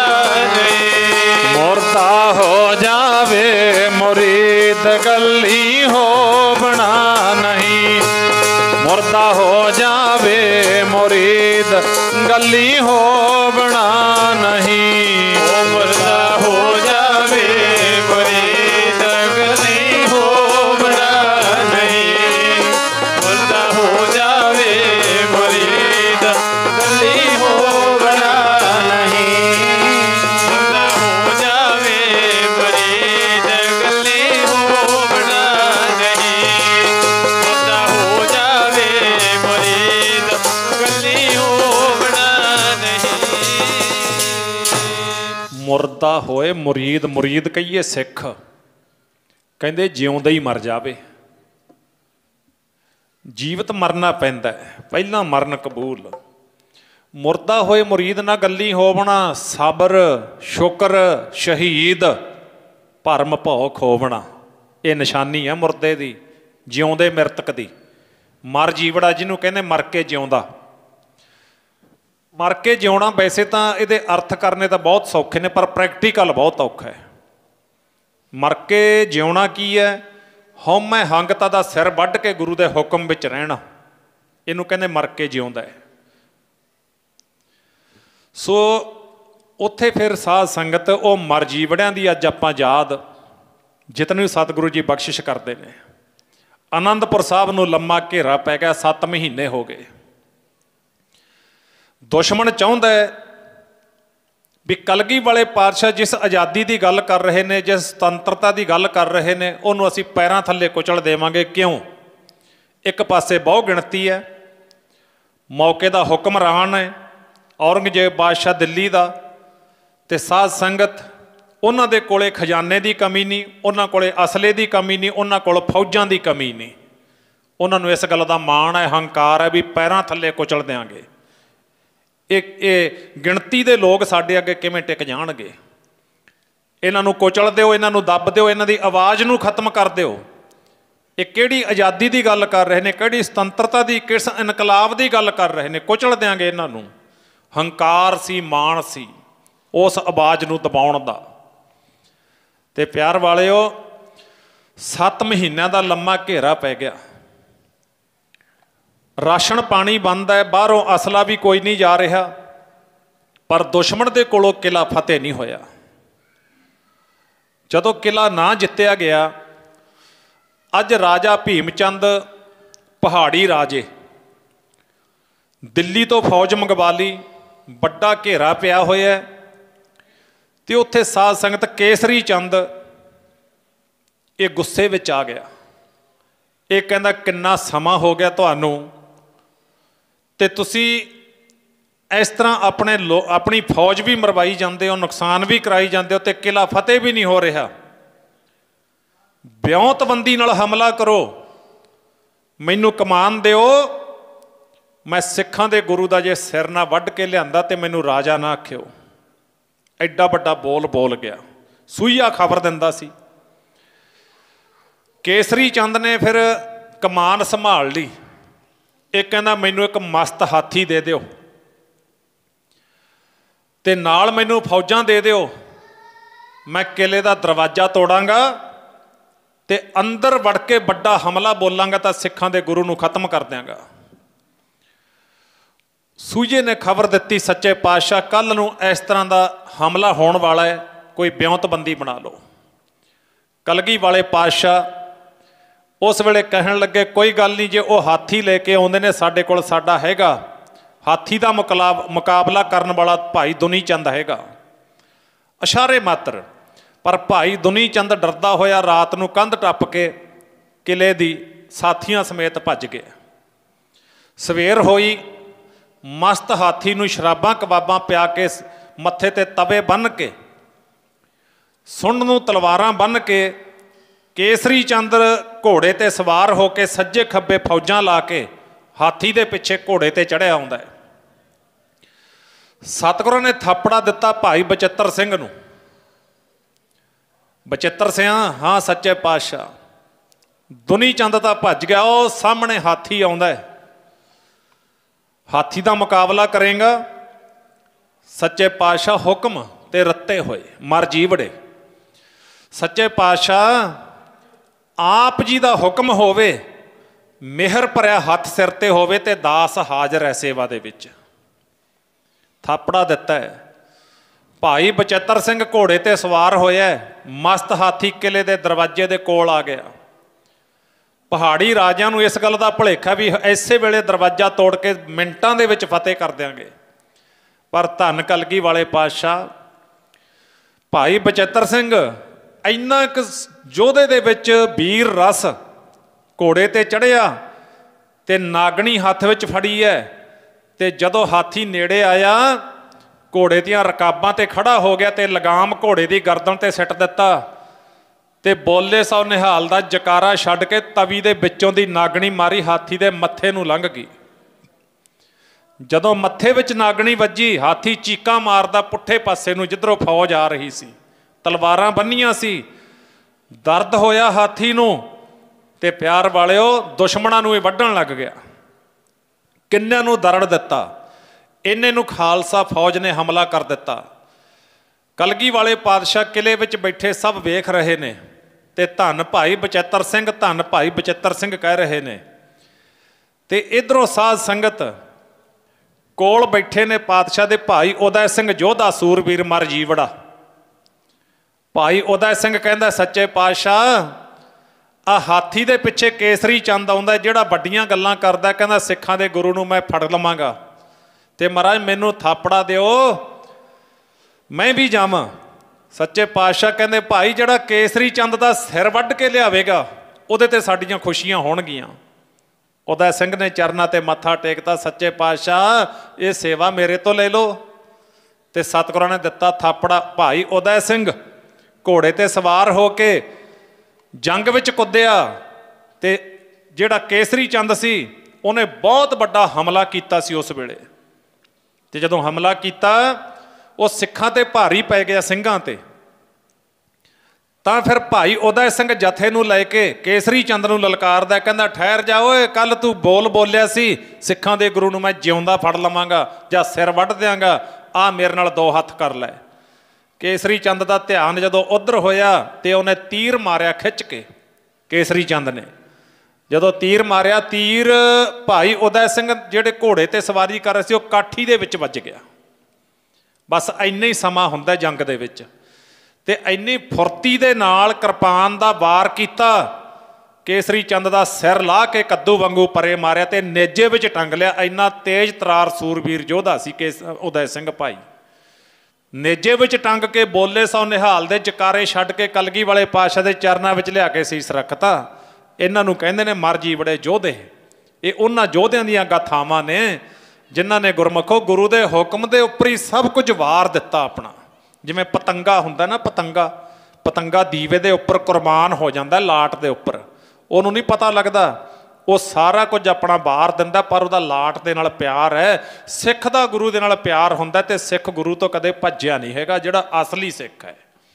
ਸੋ ਉੱਥੋਂ ਫਿਰ ਸਾਧ ਸੰਗਤ ਇਹਨਾਂ ਨੇ ਵੇਖਿਆ ਵੀ ਸਾਡਾ ਕੋਈ ਇੱਥੇ ਜ਼ੋਰ ਨਹੀਂ ਚੱਲ ਰਿਹਾ, ਤਾਂ ਸੱਚੇ ਪਾਤਸ਼ਾਹ ਪੰਮੇ ਪ੍ਰੋਤ ਨੂੰ ਭੇਜ ਕੇ ਤੇ ਮੁਸਲਮਾਨਾਂ ਨੇ, ਇਸਲਾਮ ਮਤ ਨੇ ਕੁਰਾਨ ਸ਼ਰੀਫ ਦੀ ਸਹੁੰ ਖਾਧੀ ਹੈ ਤੇ ਉਹਨਾਂ ਨੇ ਆਟੇ ਦੀ ਗਊ ਬਣਾ ਕੇ ਥਾਲੀ ਵਿੱਚ ਰੱਖੀ ਹੈ। ਸੱਚੇ ਪਾਤਸ਼ਾਹ ਕਿਲਾ ਖਾਲੀ ਕਰ ਦਿਓ, ਅਸੀਂ ਸਹੁੰ ਖਾ ਕੇ ਕਹਿੰਦੇ ਹਾਂ ਤੁਹਾਨੂੰ ਕੁਝ ਨਹੀਂ ਆਖਾਂਗੇ। ਮਾਤਾ ਗੁਜਰੀ ਜੀ ਕਹਿਣ ਲੱਗੇ ਹੁਣ ਤਾਂ ਸੌਹਾਂ ਖਾ ਗਏ ਲਾਲ, ਹੁਣ ਤਾਂ ਛੱਡ ਦਿਓ ਕਿਲਾ। ਮਾਤਾ ਜੀ ਇਹਨਾਂ ਦੀਆਂ ਸੌਹਾਂ ਤੇ ਇਤਬਾਰ ਨਾ ਕਰੋ, ਇਹ ਫਰੇਬ ਕਰਦੇ ਨੇ, ਇਹ ਝੂਠੇ ਨੇ, ਇਹਨਾਂ ਦੇ ਵਾਅਦੇ ਫੋਕੇ ਨੇ। ਚਲੋ ਫਿਰ ਬਹੁਤਾ ਕਹਿਣ ਤੇ ਸਤਿਗੁਰਾਂ ਨੇ 6 ਤੇ 7 ਦੇ ਵਿਚਾਲੇ ਜਿਹੜੀ ਰਾਤ ਹੈ, 6 ਪੋਹ ਤੇ 7 ਪੋਹ ਕਿਲਾ ਛੱਡਣ ਦਾ ਫੈਸਲਾ ਕੀਤਾ ਹੈ। ਅੱਧੀ ਰਾਤ ਦੇ ਵੇਲੇ ਆਨੰਦਪੁਰ ਸਾਹਿਬ ਦਾ ਕਿਲਾ ਛੱਡਿਆ। ਸਤਿਗੁਰੂ ਜੀ ਜਦੋਂ ਕਿਲੇ ਦੇ ਵਿੱਚੋਂ ਤੁਰਨ ਲੱਗੇ ਨੇ, ਬੜਾ ਧਿਆਨ ਖਿੱਚਦੀਆਂ ਨੇ ਇਹ ਗੱਲਾਂ ਪਿਆਰ ਵਾਲਿਓ। ਕੋਈ ਇਸ ਤਰ੍ਹਾਂ ਤਾਂ ਹੈ ਨਹੀਂ ਵੀ ਸਤਿਗੁਰਾਂ ਦੀ ਜਿਹੜੀ ਯੁੱਧ ਦੀ ਰਣਨੀਤੀ ਹੈ ਉਹੋ ਜਿਹੀ ਰਣਨੀਤੀ ਕਿਸੇ ਦੀ ਹੋ ਨਹੀਂ ਸਕਦੀ। ਇੱਥੋਂ ਹੁਣ ਜਦੋਂ ਮਹਾਰਾਜ ਜੀ ਤੁਰਨਗੇ, ਇਹ ਤਾਂ ਨਹੀਂ ਹੈ ਵੀ ਮਹਾਰਾਜ ਉਸੇ ਤਰ੍ਹਾਂ ਵੀ ਦਰਵਾਜ਼ਾ ਖੋਲ੍ਹ ਦਿਓ ਚਲੋ ਵੀ ਚੱਲੀਏ, ਨਹੀਂ, ਬੜੀ ਬਿਉਂਤਬੰਦੀ ਨਾਲ ਮਹਾਰਾਜ ਕਿਲੇ ਵਿੱਚੋਂ ਨਿਕਲੇ ਨੇ। ਸਭ ਤੋਂ ਪਹਿਲਾਂ ਤਾਂ ਇਤਿਹਾਸ ਪੜ੍ਹੀਏ ਤਾਂ ਜਦੋਂ ਮਹਾਰਾਜ ਆਨੰਦਪੁਰ ਸਾਹਿਬ ਦੇ ਕਿਲੇ ਵਿੱਚ, ਆਨੰਦਪੁਰ ਸਾਹਿਬ ਦੀ ਧਰਤੀ 'ਤੇ ਰਹਿੰਦੇ ਨੇ, 30 ਸਾਲ ਦੇ ਕਰੀਬ ਮਹਾਰਾਜ ਆਨੰਦਪੁਰ ਸਾਹਿਬ ਰਹੇ ਨੇ। ਤੇ ਉਸ ਵੇਲੇ ਇੱਕ ਮਹਾਰਾਜ ਦਾ ਨੇਮ ਸੀ ਵੀ ਜਿੱਥੇ 9ਵੇਂ ਪਾਤਸ਼ਾਹ ਮਹਾਰਾਜ ਸੀਸਗੰਜ ਸਾਹਿਬ ਗੁਰਦੁਆਰਾ ਸਾਹਿਬ ਆਨੰਦਪੁਰ ਸਾਹਿਬ, ਜਿੱਥੇ ਪਾਤਸ਼ਾਹ ਨੇ ਗੁਰੂ ਪਿਤਾ ਦੇ ਸੀਸ ਦਾ ਸੰਸਕਾਰ ਕੀਤਾ, ਸਤਿਗੁਰਾਂ ਦਾ ਨੇਮ ਸੀ ਵੀ ਉਸ ਜਗ੍ਹਾ ਨੂੰ ਮਹਾਰਾਜ ਰੋਜ਼ਾਨਾ ਸੀਸ ਝੁਕਾਉਂਦੇ ਸੀ, ਰੋਜ਼ਾਨਾ। ਜਦੋਂ 7 ਮਹੀਨੇ ਘੇਰਾ ਪਿਆ ਤਾਂ ਵੀ ਸੱਚੇ ਪਾਤਸ਼ਾਹ ਉਸ ਜਗ੍ਹਾ ਨੂੰ ਸੀਸ ਝੁਕਾਉਂਦੇ, ਇੰਨਾ ਸਤਿਕਾਰ।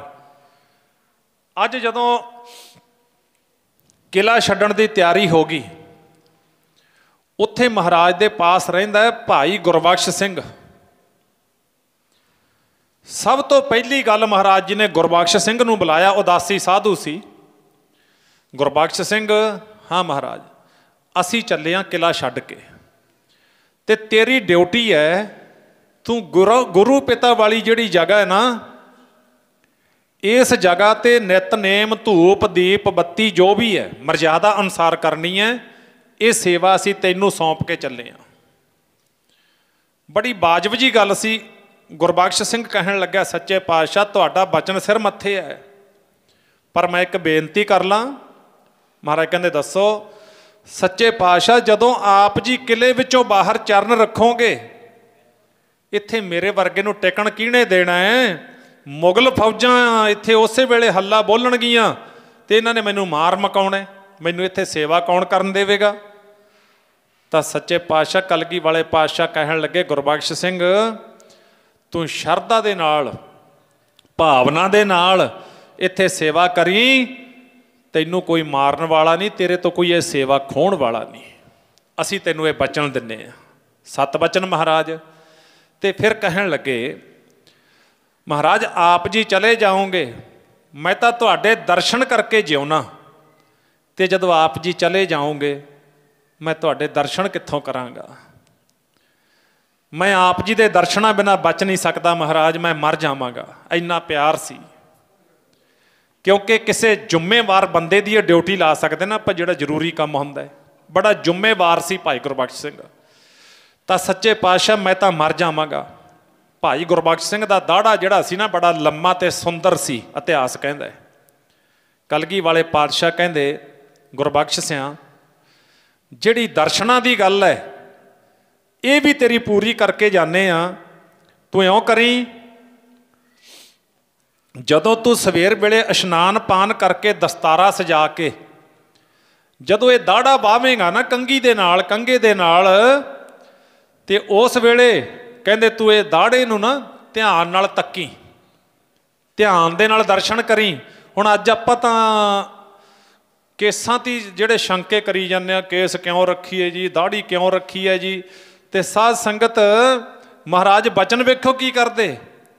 ਕਹਿੰਦੇ ਗੁਰਬਖਸ਼ ਸਿੰਘ ਜਦੋਂ ਦਾੜਾ ਵਾਹ ਲਿਆ ਨਾ, ਤੇ ਫਿਰ ਦਾੜੇ ਨੂੰ ਇਸ ਤਰ੍ਹਾਂ ਕਰਕੇ ਨਾ ਧਿਆਨ ਨਾਲ ਵੇਖੀ, ਤੈਨੂੰ ਦਾੜਾ ਸਾਹਿਬ 'ਚੋਂ ਸਾਡੇ ਦਰਸ਼ਨ ਹੋਇਆ ਕਰਨਗੇ। ਆਖੋ ਸਤਨਾਮ ਸ਼੍ਰੀ ਵਾਹਿਗੁਰੂ। ਸਾਡੇ ਦਰਸ਼ਨ ਹੋਣਗੇ ਪ੍ਰਤੱਖ। ਇਤਿਹਾਸ ਕਹਿੰਦਾ ਹੁੰਦੇ ਉਹਨੂੰ ਹੋਏ ਇਸ ਤਰ੍ਹਾਂ ਸਾਧ ਸੰਗਤ। ਤੇ ਫਿਰ ਮਹਾਰਾਜ ਜਦੋਂ ਤੁਰਨ ਲੱਗੇ ਨੇ, ਅੱਧੀ ਰਾਤ ਦਾ ਵੇਲਾ, ਉਸ ਵੇਲੇ ਮਾਤਾ ਗੁਜਰੀ ਜੀ ਕੋਲ ਮਹਾਰਾਜ ਗਏ। ਮਾਤਾ ਜੀ, ਹਾਂ ਲਾਲ, ਆ ਲੋ 2 ਛੋਟੇ ਅਮਾਨਤਾਂ ਜਿਹੜੇ ਬਾਬਾ ਜੋਰਾਵਰ ਸਿੰਘ, ਬਾਬਾ ਫਤਿਹ ਸਿੰਘ, ਆ ਤੁਹਾਡੀ ਅਮਾਨਤ ਹੈ, ਇਹਨਾਂ ਨੂੰ ਤੁਸੀਂ ਸੰਭਾਲੋ। ਤੇ ਮਾਤਾ ਜੀ ਆ ਥੋੜ੍ਹੀਆਂ ਮੋਹਰਾਂ, ਆ ਗਰਮ ਗਰਮ ਵਸਤਰ ਤੇ ਹੋਰ ਲੋੜੀਂਦੀਆਂ ਚੀਜ਼ਾਂ, ਅਨੁਭਵੀ ਵਚਨ ਮਹਾਰਾਜ ਉਸ ਵੇਲੇ ਕਰ ਰਹੇ ਨੇ ਕਿਲੇ ਦੇ ਵਿੱਚ। ਮਾਤਾ ਜੀ ਥੋੜ੍ਹਾ ਬਹੁਤਾ ਖਾਣ ਨੂੰ, ਛਕਣ ਨੂੰ, ਆ ਲਾਲਾਂ ਦੇ ਜੋੜੇ, ਰਸਤਾ ਬਹੁਤ ਪਥਰੀਲਾ ਹੋਣਾ, ਇਹਨਾਂ ਦੇ ਪੈਰਾਂ ਵਿੱਚ ਵੀ ਛਾਲੇ ਪੈ ਸਕਦੇ ਨੇ, ਬਾਟ ਬਹੁਤ ਲੰਮੀ ਹੋਣੀ ਹੈ। ਮਾਤਾ ਜੀ ਆ ਸਾਰਾ ਸਮਾਨ ਪਾ ਲਓ, ਇਹ ਦੋਨੇ ਤੇ ਤੁਹਾਡੇ ਪੋਤਰੇ ਤੁਹਾਡੇ ਨਾਲ ਜਾਣਗੇ, ਤੇ ਤੁਸੀਂ ਇਹਨਾਂ ਨੂੰ ਜਿਵੇਂ ਛੋਟੇ ਹੁੰਦਿਆਂ ਨੂੰ ਸੰਭਾਲਿਆ, ਇਸੇ ਤਰ੍ਹਾਂ ਇਹਨਾਂ ਨੂੰ ਤੁਸੀਂ ਸੰਭਾਲਣਾ ਹੈ। ਮਾਤਾ ਗੁਜਰ ਕੌਰ ਜੀ ਕਹਿਣ ਲੱਗੇ, ਲਾਲ ਤੁਸੀਂ ਕੀ ਗੱਲਾਂ ਕਰ ਰਹੇ ਹੋ, ਤੁਹਾਡੇ ਕਹਿਣ ਦਾ ਭਾਵ ਕੀ ਹੈ? ਕਲਗੀ ਵਾਲੇ ਪਾਤਸ਼ਾਹ ਮਾਤਾ ਜੀ ਨੂੰ ਬੁੱਕਲ ਵਿੱਚ ਲੈ ਲਿਆ।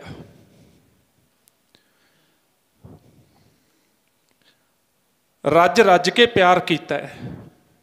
ਵੇਖਿਓ ਹੁਣ ਧਿਆਨ ਦਿਓ ਇੱਥੇ, ਰੱਜ ਰੱਜ ਕੇ ਪਿਆਰ ਕੀਤਾ। ਮਾਤਾ ਜੀ ਨੇ ਮੁੱਖ ਚੁੰਮਿਆ, ਮੱਥਾ ਚੁੰਮਿਆ।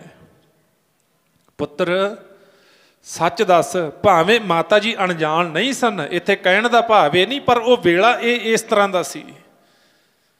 ਮਾਤਾ ਜੀ ਆ ਜਿਹੜੀ ਪਿਆਰ ਦੀ ਜੱਫੀ ਹੈ ਨਾ ਮਾਂ ਤੇ ਪੁੱਤ ਦੀ, ਇਹ ਅਖੀਰਲੀ ਹੈ, ਇਹ ਤੋਂ ਬਾਅਦ ਕਦੇ ਵੀ ਇਹ ਜੱਫੀ ਨਹੀਂ ਪਵੇਗੀ। ਆਖੋ ਸਤਨਾਮ ਸ਼੍ਰੀ ਵਾਹਿਗੁਰੂ। ਬਸ ਮਾਤਾ ਜੀ ਤੁਸੀਂ ਆਪਣੀ ਡਿਊਟੀ ਤੇ ਜਾਓਗੇ, ਅਸੀਂ ਆਪਣੀ ਡਿਊਟੀ ਤੇ ਜਾਵਾਂਗੇ। ਆਪਾਂ ਡਿਊਟੀਆਂ ਜਿਹੜੀਆਂ ਕਰਨ ਵਾਸਤੇ ਅਕਾਲ ਪੁਰਖ ਦੇ ਹੁਕਮ ਵਿੱਚ ਆਏ ਹਾਂ, ਇਹ ਕਿਲੇ ਚੋਂ ਨਿਕਲਦੇ ਸਾਰ ਪਹਿਲਾਂ ਵੀ ਡਿਊਟੀ ਕਰ ਰਹੇ ਹਾਂ, ਤੇ ਅੱਗੇ ਵੀ ਜਿੰਨੀ ਰਹੇਗੀ ਉਹ ਕਰਾਂਗੇ, ਅਕਾਲ ਪੁਰਖ ਦੇ ਹੁਕਮ ਵਿੱਚ ਕਰਾਂਗੇ। ਉਸ ਤੋਂ ਬਾਅਦ ਸਾਧ ਸੰਗਤ ਵੱਡੇ ਸਾਹਿਬਜ਼ਾਦਿਆਂ ਨੂੰ ਬੁੱਕਲ ਵਿੱਚ ਲਿਆ। ਲਓ ਮਾਤਾ ਜੀ, ਇਹ ਤੁਹਾਡੇ ਵੱਡੇ ਪੋਤਰੇ ਨੇ, ਇਹਨਾਂ ਨੂੰ ਵੀ ਜਾਂਦੀ ਵਾਰ ਦਾ ਪਿਆਰ ਦੇ ਜੋ, ਕਿਉਂਕਿ ਯਾਦ ਰੱਖੋ ਸਰਸਾ ਨਦੀ ਤੋਂ ਬਾਅਦ ਆਨੰਦਪੁਰ ਸਾਹਿਬ ਦਾ ਜਦੋਂ 6 ਤੇ 7 ਦੇ ਵਿਚਕਾਰ ਵਾਲੀ ਰਾਤ ਹੈ, ਇੱਥੇ ਸਤਿਗੁਰਾਂ ਦਾ ਪਰਿਵਾਰ ਹੈ, ਇਕੱਠਾ ਹੈ ਸਾਰਾ ਪਰਿਵਾਰ। 4 ਪੁੱਤਰ ਸਾਹਿਬਜ਼ਾਦੇ ਵੀ ਉੱਥੇ ਨੇ, 5 ਪਿਆਰੇ ਸਾਹਿਬਾਨ ਵੀ ਉੱਥੇ ਨੇ, ਮਾਤਾ ਜੀ ਵੀ ਉੱਥੇ ਨੇ, ਗੁਰੂ ਜੀ ਵੀ ਆਪ ਨੇ। ਪਰ ਜਦੋਂ ਇਹ 6 ਪੋਹ ਦੀ ਤੇ 7 ਦੀ ਵਿਚਕਾਰਲੀ ਰਾਤ ਮਹਾਰਾਜ ਕਿਲੇ ਦਾ ਦਰਵਾਜ਼ਾ ਖੋਲ੍ਹ ਦਿੰਦੇ ਨੇ, ਬਸ ਉਹਦੇ ਤੋਂ ਬਾਅਦ ਫਿਰ ਪਰਿਵਾਰ ਜਿਹੜਾ ਸੀ ਤਾਂ ਦਰਵਾਜ਼ਾ ਖੋਲ੍ਹਿਆ। ਸਤਿਗੁਰ ਜੀ ਸਭ ਤੋਂ ਪਹਿਲਾਂ ਕੀਰਤਪੁਰ ਸਾਹਿਬ ਦੀ ਧਰਤੀ ਤੇ ਗਏ। ਦਾਦੇ ਗੁਰੂ ਧੰਨ ਗੁਰੂ ਹਰਗੋਬਿੰਦ ਸਾਹਿਬ ਮਹਾਰਾਜ ਜੀ ਦੇ ਪਾਵਨ ਅਸਥਾਨਾਂ ਨੂੰ ਨਮਸਕਾਰ ਕੀਤਾ। ਇਹ ਤੋਂ ਥੋੜ੍ਹਾ ਅੱਗੇ ਗਏ, ਨਿਰਮੋਹਗੜ੍ਹ ਦਾ ਕਿਲਾ ਹੈ ਜਿਹੜਾ, ਇੱਥੇ ਜਦੋਂ ਮਹਾਰਾਜ ਪਹੁੰਚੇ ਤਾਂ ਦੁਸ਼ਮਣਾਂ ਨੇ ਫਿਰ ਧੋਖੇ ਦੇ ਨਾਲ ਪਿੱਛੋਂ ਹਮਲਾ ਕਰ ਦਿੱਤਾ।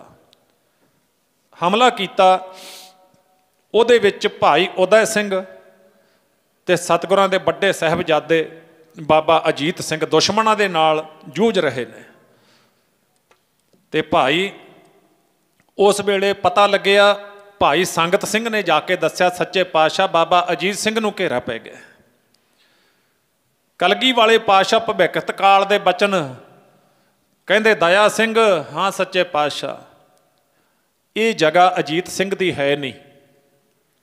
ਭਵਿੱਖਤ ਕਾਲ ਦੇ ਬਚਨ ਕੀਤੇ, ਇਹ ਜਗ੍ਹਾ ਅਜੀਤ ਸਿੰਘ ਦੀ ਹੈ ਨਹੀਂ, ਤੁਸੀਂ ਜਾ ਕੇ ਦੁਸ਼ਮਣਾਂ ਤੇ ਹੱਲਾ ਕਰ ਦਿਓ, ਅਜੀਤ ਸਿੰਘ ਨੂੰ ਘੇਰੇ ਵਿੱਚੋਂ ਕੱਢ ਕੇ ਸਾਡੇ ਕੋਲ ਲੈ ਆਓ। ਭਾਈ ਉਦੈ ਸਿੰਘ ਹੋਰਾਂ ਨੇ, ਇਤਿਹਾਸ ਕਹਿੰਦਾ 1.5 ਪਹਿਰ ਦੁਸ਼ਮਣਾਂ ਨੂੰ ਰੋਕ ਕੇ ਰੱਖਿਆ। 1.5 ਪਹਿਰ ਆਪਣੇ ਜਥੇ ਦੇ ਨਾਲ ਜਦੋਂ ਕਿਲੇ ਵਿੱਚੋਂ ਮਹਾਰਾਜ ਨਿਕਲੇ ਨੇ, ਇਤਿਹਾਸ ਦੱਸਦਾ ਵੀ 500 ਸਿੰਘਾਂ ਦੀ ਗਿਣਤੀ ਸੀ ਮਹਾਰਾਜ ਦੇ ਨਾਲ, 500 ਦੇ ਕਰੀਬ ਸੀ ਸਿੰਘ। ਤੇ ਇਹ ਕੁਝ ਸਰਸਾ ਤੇ ਸਾਧ ਸੰਗਤ ਉਹ ਤੋਂ ਅੱਗੇ ਪਿੱਛੇ ਬਹੁਤ ਵੱਡੀ ਜ਼ਬਰਦਸਤ ਜੰਗ ਹੋਈ ਹੈ।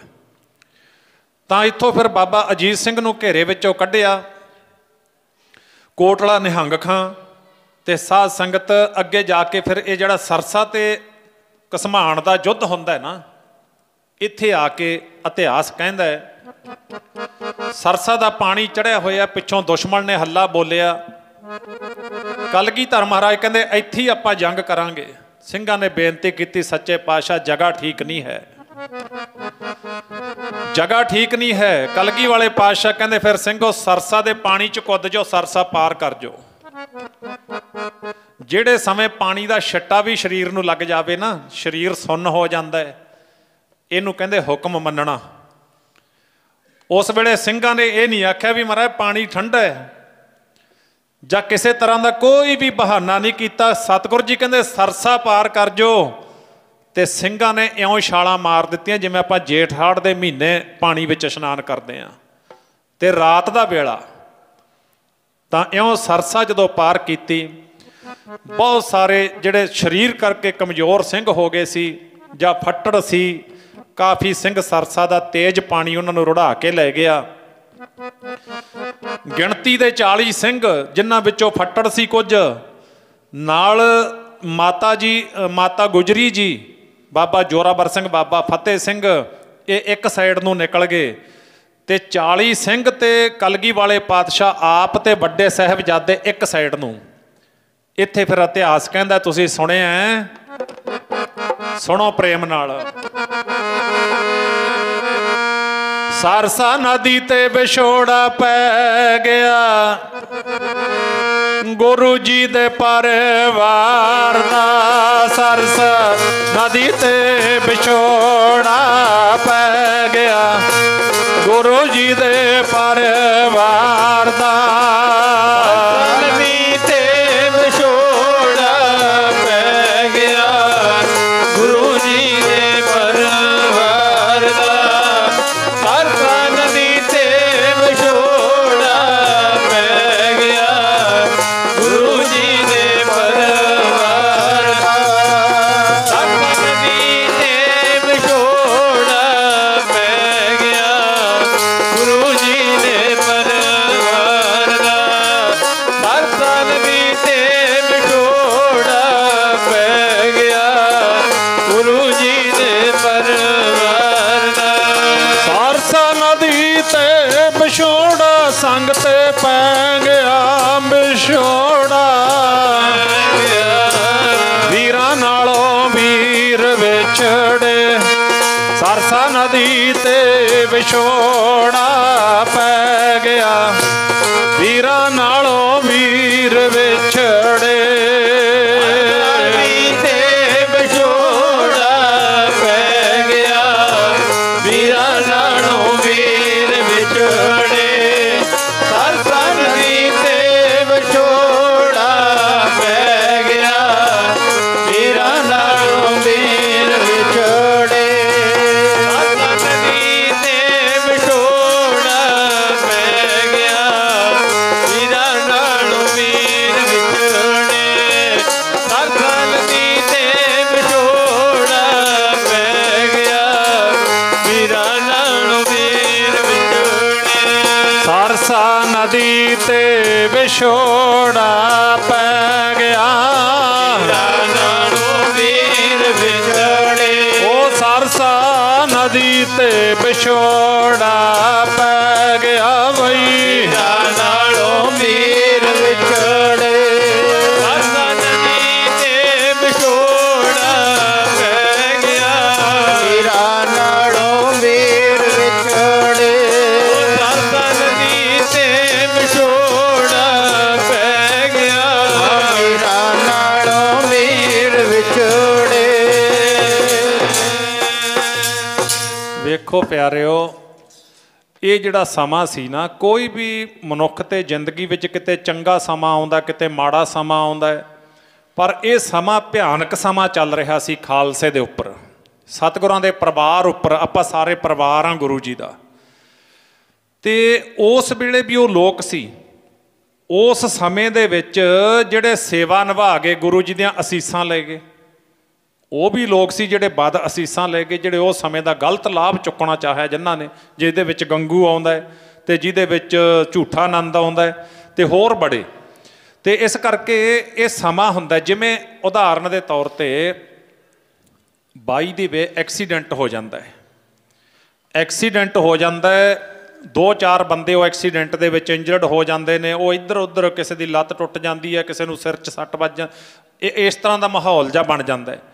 ਹੁਣ ਉੱਥੇ 2 ਬੰਦੇ ਖੜ੍ਹੇ ਨੇ ਉਹਨਾਂ ਦੇ ਕੋਲ। ਇੱਕ ਬੰਦਾ ਤਾਂ ਉਹ ਹੈ ਜਿਹੜਾ ਦੂਰ ਪਏ ਮੋਬਾਈਲ ਨੂੰ ਚੁੱਕ ਕੇ ਉਹਦੀ ਜੇਬ ਦੇ ਵਿੱਚ ਪਾਉਂਦਾ ਹੈ। ਉਹਦਾ ਪਰਸ ਡਿੱਗ ਗਿਆ, ਉਹਦੇ ਪਰਸ ਨੂੰ ਸੰਭਾਲਦਾ, ਉਹਦਾ ਪਰਸ ਉਹਦੀ ਬਾਂਹ 'ਤੇ ਟੰਗ ਦਿੰਦਾ। ਉਹਦੀ ਘੜੀ ਟੁੱਟ ਗਈ, ਉਹਦੀ ਘੜੀ ਨੂੰ ਉਹਦੀ ਜੇਬ ਵਿੱਚ ਪਾ ਦਿੰਦਾ। ਇੱਕ ਬੰਦਾ ਆਖਦਾ, ਇਹ ਪਰੇ ਹੋਵੇ ਮੈਂ ਪਰਸ ਕੱਢਾਂ। ਆਖੋ ਸਤਨਾਮ ਸ਼੍ਰੀ ਵਾਹਿਗੁਰੂ। ਬਸ ਇਸੇ ਮਨੁੱਖ ਦੇ ਵਿੱਚ ਇਹੀ ਅੰਤਰ ਹੁੰਦਾ। ਗੱਲ ਸਰੀਰ ਦੀ ਨਹੀਂ, ਗੱਲ ਸੋਚ ਦੀ ਹੈ। ਇੱਥੇ ਜਦੋਂ ਫਿਰ ਪਰਿਵਾਰ ਵਿਛੜਿਆ, ਜਿਹੜੀ 4 ਸਾਹਿਬਜ਼ਾਦੇ ਫਿਲਮ ਨਹੀਂ ਸੀ ਆਈ, ਉਹਦੇ ਵਿੱਚ ਇੱਕ ਸੀਨ ਆਉਂਦਾ ਹੈ ਜਦੋਂ ਸਰਸਾ ਪਾਰ ਕਰਕੇ ਸਾਧ ਸੰਗਤ, ਉਸ ਵੇਲੇ ਬਾਬਾ ਅਜੀਤ ਸਿੰਘ ਤੇ ਬਾਬਾ ਜੁਝਾਰ ਸਿੰਘ ਇੱਕ ਸਾਈਡ ਖੜ੍ਹੇ ਨੇ, ਬਾਬਾ ਜੋਰਾਵਰ ਸਿੰਘ ਤੇ ਬਾਬਾ ਫਤਿਹ ਸਿੰਘ ਇੱਕ ਸਾਈਡ ਖੜ੍ਹੇ ਨੇ। ਤੇ ਕਹਿੰਦੇ ਨਾ ਫਿਰ ਜਦੋਂ ਸਰਸਾ ਪਾਰ ਕਰਨ ਲੱਗੇ ਨੇ, ਉਹ ਤੋਂ ਪਿੱਛੇ ਦੀ ਹੈ ਇਹ, ਤੇ ਕਹਿੰਦੇ 4 ਭਰਾਵਾਂ ਨੇ ਅੱਖਾਂ ਵਿੱਚ ਅੱਖਾਂ ਪਾਈਆਂ ਇਉਂ। ਤੇ ਬਾਬਾ ਅਜੀਤ ਸਿੰਘ ਪੁੱਛਦੇ ਨੇ ਬਾਬਾ ਜੋਰਾਵਰ ਸਿੰਘ ਨੂੰ, ਵੀਰ ਜੀ ਅੱਜ ਇੰਨਾ ਗੌਹ ਨਾਲ ਕਿਉਂ ਤੱਕ ਰਹੇ ਹੋ? ਸੱਚ ਜਾਪਦੀ ਹੈ ਇਹ ਗੱਲ। ਉਹ ਹੁਕਮ ਦੇ ਵਿੱਚ ਨੇ, ਭਾਣੇ ਵਿੱਚ ਨੇ, ਪਰ ਪਿਆਰ ਤਾਂ ਪਿਆਰ ਹੀ ਹੈ ਨਾ। ਇਹ ਤਾਂ ਨਹੀਂ ਵੀ ਉਹ ਪਿਆਰ ਨਹੀਂ ਸੀ ਕਰਦੇ ਆਪਸ ਵਿੱਚ। ਇਹਦਾ ਅਰਥ ਇਹ ਵੀ ਨਹੀਂ ਆਪਾਂ ਲਾ ਸਕਦੇ। ਕੀ ਵੇਖਦਾ ਹੈ? ਬਾਬਾ ਜੋਰਾਵਰ ਸਿੰਘ ਕਹਿਣ ਲੱਗਾ, ਵੀਰ ਗਲੇ ਲੱਗਣ ਨੂੰ ਜੀ ਕਰਦਾ ਹੈ, ਘੁੱਟ ਕੇ ਗਲਵੱਕੜੀ ਪਾਉਣ ਨੂੰ ਜੀ ਕਰਦਾ ਹੈ। ਬਾਬਾ ਫਤਿਹ ਸਿੰਘ ਜੀ ਕਹਿਣ ਲੱਗੇ, ਮੇਰਾ ਵੀ, ਜਿਹਨੂੰ ਆਪਾਂ ਕਹਿੰਦੇ ਆਖਰੀ ਮਿਲਣੀ, ਵੀਰ ਜੀ ਮੇਰਾ ਵੀ। 4 ਭਰਾ ਫਿਰ ਘੁੱਟ ਕੇ ਆਪਸ ਵਿੱਚ ਮਿਲਦੇ ਨੇ। ਮਨ ਉੱਥੇ ਕਲੇਜਾ ਬਲੂੰਦਰਿਆ ਜਾਂਦਾ। ਗੁਰਮੁਖੋ ਆਪਾਂ ਪੁੱਤਾਂ ਵਾਲੇ ਹਾਂ, ਪੋਤਰਿਆਂ ਵਾਲੇ ਹਾਂ। ਗੱਲ ਜਦੋਂ ਆਪਦੇ ਤੇ ਲਾ ਕੇ ਵੇਖਾਂਗੇ ਨਾ, ਗੱਲ ਸਮਝ ਵਿੱਚ ਫੇਰ ਆਉਂਦੀ ਆ, ਉਸ ਤਰ੍ਹਾਂ ਆਉਂਦੀ ਨਹੀਂ। ਤੇ ਕਲਗੀ ਵਾਲੇ ਪਾਤਸ਼ਾਹ ਦੇ ਲਾਲਾਂ ਵਰਗਾ ਤਾਂ ਕੋਈ ਬਣ ਹੀ ਨਹੀਂ ਸਕਦਾ ਦੁਨੀਆ ਤੇ। ਸਾਰੇ ਦੁਨੀਆ ਦੇ ਪੁੱਤ ਇੱਕ ਪਾਸੇ ਇਕੱਠੇ ਕਰ ਲਓ ਤੇ ਬਾਜਾਂ ਵਾਲੇ ਦੇ 4 ਨੂੰ ਇੱਕ ਪਾਸੇ ਖੜਾ ਲਓ। ਸਾਰੀ ਦੁਨੀਆ ਦੇ ਪੁੱਤ ਕਲਗੀ ਵਾਲੇ ਪਾਤਸ਼ਾਹ ਦੀ ਪੈਰ ਦੀ ਜੁੱਤੀ ਦੀ ਧੂੜ ਵਰਗੇ ਵੀ ਨਹੀਂ ਹੋ ਸਕਦੇ। ਐਸਾ ਤਾਂ ਕੋਈ ਹੋ ਹੀ ਨਹੀਂ ਸਕਦਾ। ਗੱਲ ਮੁਕਾ ਦਿਓ। ਤੇ ਪਿਆਰਿਓ, ਜਦੋਂ ਸਰਸਾ ਪਾਰ ਕੀਤੀ, ਵਿਛੋੜਾ ਹੋ ਗਿਆ, ਵੱਡੇ ਸਾਹਿਬਜ਼ਾਦੇ ਗੁਰੂ ਜੀ ਦੇ ਕੋਲ ਖੜੇ ਨੇ। ਭਾਈ ਦਇਆ ਸਿੰਘ ਕੋਈ ਕੁਝ ਨਹੀਂ ਬੋਲ ਰਿਹਾ। ਅਖੀਰ ਭਾਈ ਦਇਆ ਸਿੰਘ ਤੇ ਬਾਬਾ ਅਜੀਤ ਸਿੰਘ, ਬਾਬਾ ਜੁਝਾਰ ਸਿੰਘ ਗੁਰੂ ਜੀ ਦੇ ਕੋਲ ਆਏ। ਕਲਗੀ ਵਾਲੇ ਪਾਤਸ਼ਾਹ ਅੰਤਰਜਾਮੀ ਸਤਿਗੁਰੂ ਜਦੋਂ ਜਿਗਰੇ ਨੂੰ ਤੋਲਣ ਲੱਗੀ ਹੈ, ਜਿਗਰਾ ਦੁਨੀਆ ਦੀ ਕੁੱਲ ਚੀਜ਼ ਤੋਲੀ ਜਾ ਸਕਦੀ ਹੈ।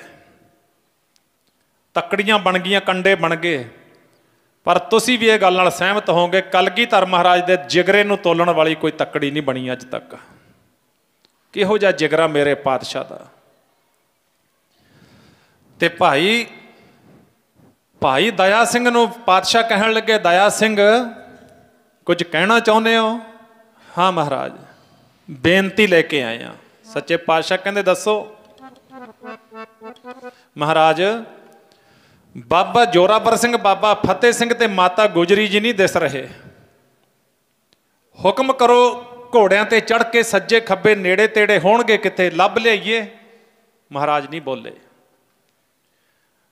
ਬਾਬਾ ਅਜੀਤ ਸਿੰਘ, ਬਾਬਾ ਜੁਝਾਰ ਸਿੰਘ ਕਹਿਣ ਲੱਗੇ, ਸੱਚੇ ਪਾਤਸ਼ਾਹ ਹੁਕਮ ਕਰ ਦਿਓ, ਲੱਭ ਲਿਆਈਏ ਵੀਰਾਂ ਨੂੰ। ਮਹਾਰਾਜ ਨਹੀਂ ਬੋਲੇ।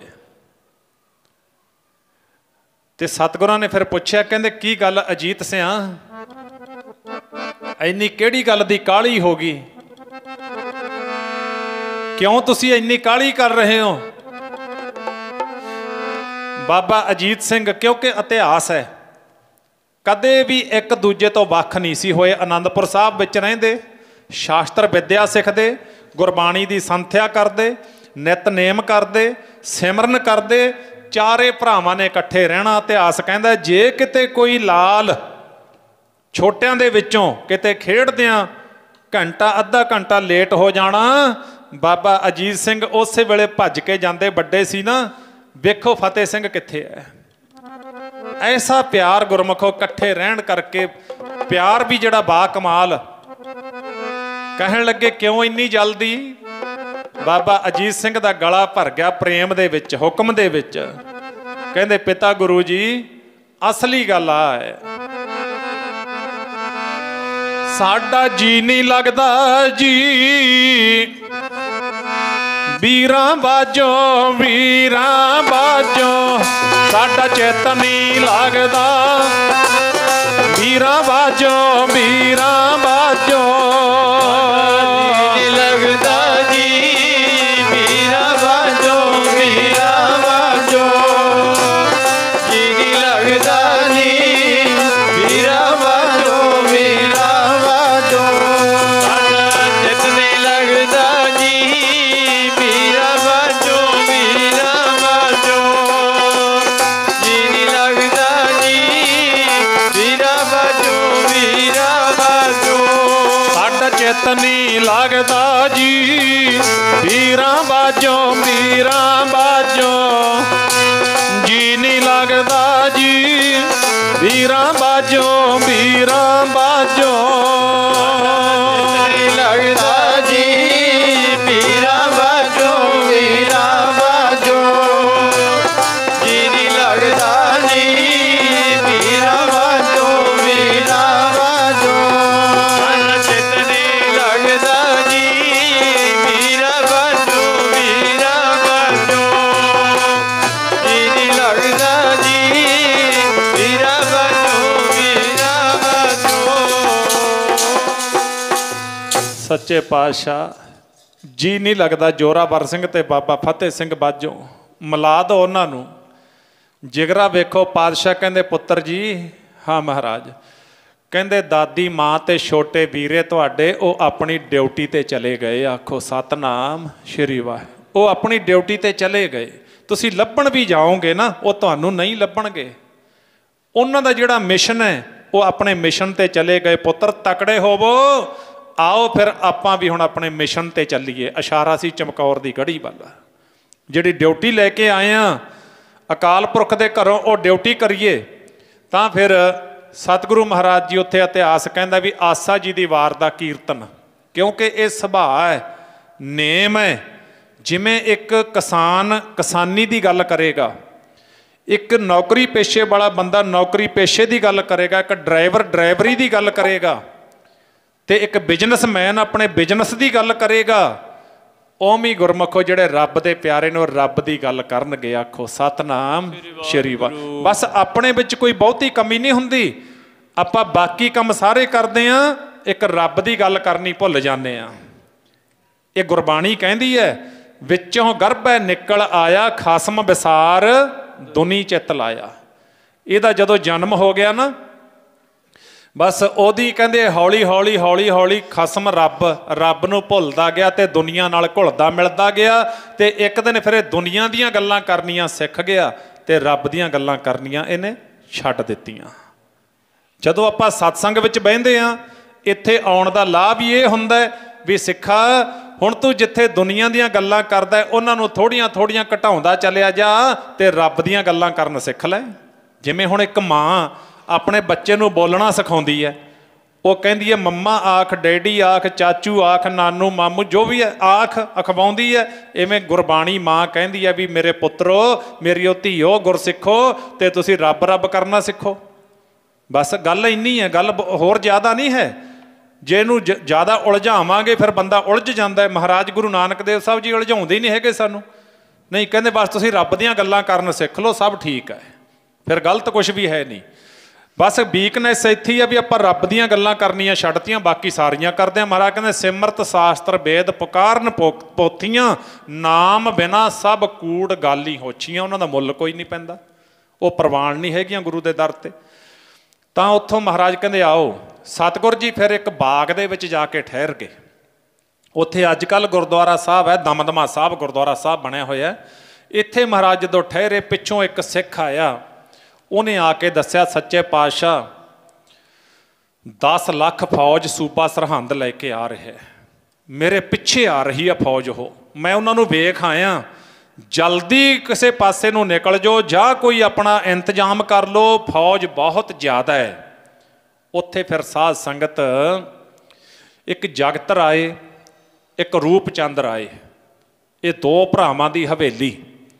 ਜਗਤ ਰਾਏ ਵਾਹਿਗੁਰੂ ਜਗਤ ਰਾਏ ਨੂੰ ਆਖਿਆ ਸੱਚੇ ਪਾਤਸ਼ਾਹ ਨੇ, ਕਹਿੰਦੇ ਇਹ ਕਿਹਦਾ ਹਵੇਲੀ ਕਿਹਦੀ ਹੈ, ਇਹ ਗੜੀ ਕਿਹਦੀ ਹੈ? ਕਹਿੰਦਾ ਜੀ ਮਈ ਮਾਲਕ ਆ ਇਹਦਾ। ਕਹਿੰਦੇ ਫਿਰ ਇਹ ਸਾਨੂੰ ਚਾਹੀਦੀ ਹੈ।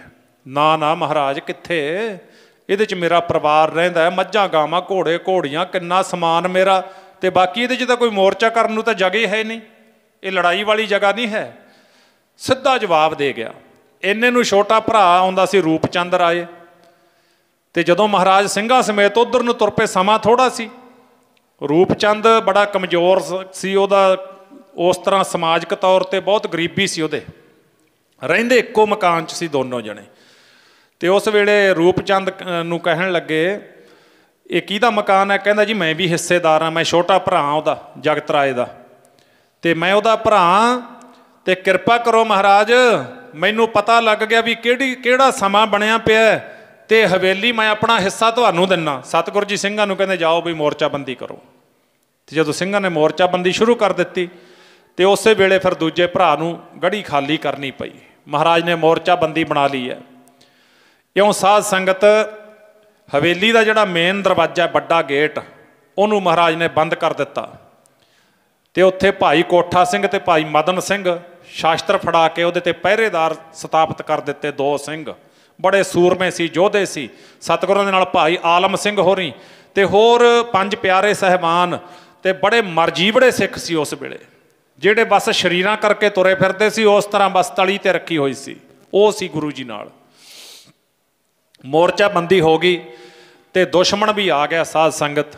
ਅਤੇ ਜਦੋਂ ਦੁਸ਼ਮਣ ਨੇ ਆ ਕੇ ਘੇਰਾਬੰਦੀ ਕੀਤੀ, ਪੁੱਛਿਆ CID ਲਈ, ਕਹਿੰਦੇ 40 ਕੁ ਸਿੰਘ ਨੇ ਮਹਾਰਾਜ ਦੇ ਨਾਲ, ਕੁਝ ਫੱਟੜ ਨੇ ਅਤੇ ਕੁਝ ਠੀਕ ਠਾਕ ਨੇ। ਇਸ ਤਰ੍ਹਾਂ ਉੱਥੇ ਇਤਿਹਾਸ ਵੀ ਇਹ ਕਹਿੰਦਾ ਵੀ ਹਵੇਲੀ ਦੇ ਵਿੱਚ ਜੋ ਸੀ ਮੌਕੇ ਦਾ ਰਾਸ਼ਨ, ਉਹਦਾ ਲੰਗਰ ਪਾਣੀ ਤਿਆਰ ਕੀਤਾ ਸਿੰਘਾਂ ਨੇ, ਛਕਿਆ ਲੋੜ ਮੁਤਾਬਕ, ਅਤੇ ਸਾਧ ਸੰਗਤ ਉੱਤੋਂ ਰਾਤ ਪਈ ਹੈ। ਅਗਲੇ ਦਿਨ ਫਿਰ ਜਦੋਂ ਜੰਗ ਸ਼ੁਰੂ ਹੋਇਆ 8 ਪੋਹ ਦਾ, ਕੱਲ੍ਹ ਵਾਲਾ, ਅਤੇ 8 ਪੋਹ ਦੀ ਜਦੋਂ ਜੰਗ ਹੋਈ ਹੈ, ਉਹਦੇ ਵਿੱਚ ਮਹਾਰਾਜ 5-5 ਸਿੰਘਾਂ ਦੇ ਜਥੇ ਭੇਜਦੇ ਨੇ, ਜਿਹਦੇ ਵਿੱਚ ਪਹਿਲਾ ਜਥਾ ਜਾਂਦਾ ਹੈ। ਉਸ ਜਥੇ ਦੇ ਵਿੱਚ ਸਾਧ ਸੰਗਤ ਬਹੁਤ ਤਕੜਾ ਯੁੱਧ ਹੋਇਆ, ਛੋਟਾ ਨਹੀਂ। ਯੁੱਧ ਦੀਆਂ ਕੁਝ ਨਿਯਮ ਅਸੂਲ ਉਹਦੇ ਮੁਤਾਬਕ ਯੁੱਧ ਹੁੰਦਾ ਸੀ। ਉਹ 5 ਸਿੰਘਾਂ ਨੇ, ਇਤਿਹਾਸ ਕਹਿੰਦਾ ਪੌਣੇ 2 ਘੰਟੇ, ਇੱਕ ਪਾਸੇ 10 ਲੱਖ, ਇੱਕ ਪਾਸੇ 5, ਹੁਣ ਹਿਸਾਬ ਲਾਇਓ, ਪੌਣੇ 2 ਘੰਟੇ 10 ਲੱਖ ਦੇ ਨਾਲ ਜੂਝਣਾ ਕਿਹਦੇ ਹਿੱਸੇ ਆਉਂਦਾ ਹੈ? ਯੋਧਿਆਂ ਦੇ ਹਿੱਸੇ ਆਉਂਦਾ। ਹੋਰ ਤਾਂ ਨਹੀਂ 5 ਮਿੰਟ ਵੀ ਨਹੀਂ ਲੜ ਸਕਦਾ ਕੋਈ। ਪੌਣੇ 2 ਘੰਟੇ 5 ਸਿੰਘਾਂ ਨੇ ਮੁਕਾਬਲਾ ਕੀਤਾ। ਅਤੇ ਇਹਦੇ ਤੋਂ ਬਾਅਦ ਫਿਰ ਅਗਲਾ ਜਥਾ ਸੀ ਧੰਨ ਬਾਬਾ ਅਜੀਤ ਸਿੰਘ ਜੀ। ਐਸਾ ਸੂਰਮਾ, ਐਸਾ ਯੋਧਾ, ਗੁਰੂ ਜੀ ਦਾ ਲਾਲ। ਜਦੋਂ ਪੜ੍ਹਦੇ ਹਾਂ ਇਤਿਹਾਸ ਨਾ, ਤੇ ਰੌਂਗਟੇ ਖੜੇ ਹੋ ਜਾਂਦੇ ਨੇ ਉਹਨਾਂ ਨੂੰ ਪੜ੍ਹ ਕੇ, ਗੁਰਮੁਖੋ ਸੁਣ ਕੇ। ਬਾਬਾ ਅਜੀਤ ਸਿੰਘ ਜੀ ਕਹਿਣ ਲੱਗੇ, ਸੱਚੇ ਪਾਤਸ਼ਾਹ ਦੂਜਾ ਜਥਾ ਮੈਂ ਲੈ ਕੇ ਜਾਣਾ ਹੈ, ਮੈਨੂੰ ਆਗਿਆ ਦਿਓ। ਇਉਂ ਨਾਲੇ ਗੁਰੂ ਪਿਤਾ ਦੇ ਦਰਸ਼ਨ, ਤੇ ਨਾਲ ਨਾਲ ਕੀ ਕਹਿੰਦੇ,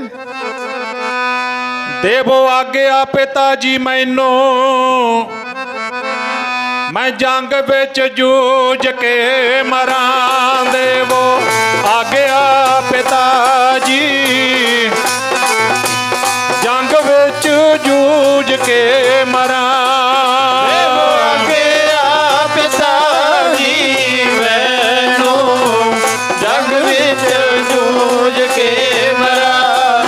ਦੇਵੋ ਆਗਿਆ ਪਿਤਾ ਜੀ ਮੈਨੂੰ, ਜੰਗ ਵਿੱਚ ਜੂਝ ਕੇ ਮਰਾਂ। ਦੇਵੋ ਆਗਿਆ ਪਿਤਾ ਜੀ ਮੈਨੂੰ, ਜੰਗ ਵਿੱਚ ਜੂਝ ਕੇ ਮਰਾਂ। ਦੇਵੋ ਆਗਿਆ ਪਿਤਾ ਜੀ ਮੈਨੂੰ, ਜੰਗ ਵਿੱਚ ਜੂਝ ਕੇ ਮਰਾਂ। ਦੇਵੋ ਆਗਿਆ ਪਿਤਾ ਜੀ ਮੈਨੂੰ, ਪਿਤਾ ਜੀ ਮੈਂ ਜੰਗ ਵਿੱਚ ਜੂਝ ਕੇ ਮਰਾਂ। ਦੇਵੋ ਆਗਿਆ ਪਿਤਾ ਜੀ ਮੈਨੂੰ ਜੰਗ ਵਿੱਚ ਜੂਝ ਕੇ ਮਰਾਂ। ਦੇਵੋ ਆਗਿਆ ਪਿਤਾ ਜੀ ਮੈਨੂੰ, ਮੈਂ ਜੰਗ ਵਿੱਚ ਜੂਝ ਕੇ ਮਰਾਂ। ਦੇਵੋ ਆਗਿਆ ਪਿਤਾ ਜੀ ਮੈਨੂੰ, ਜੰਗ ਵਿੱਚ ਜੂਝ ਕੇ ਮਰਾਂ। ਦੇਵੋ ਆਗਿਆ ਪਿਤਾ ਜੀ ਮੈਨੂੰ, ਜੰਗ ਵਿੱਚ ਜੂਝ ਕੇ ਮਰਾਂ। ਦੇਵੋ ਆਗਿਆ ਪਿਤਾ ਜੀ ਮੈਨੂੰ, ਜੰਗ ਵਿੱਚ ਜੂਝ ਕੇ ਮਰਾਂ।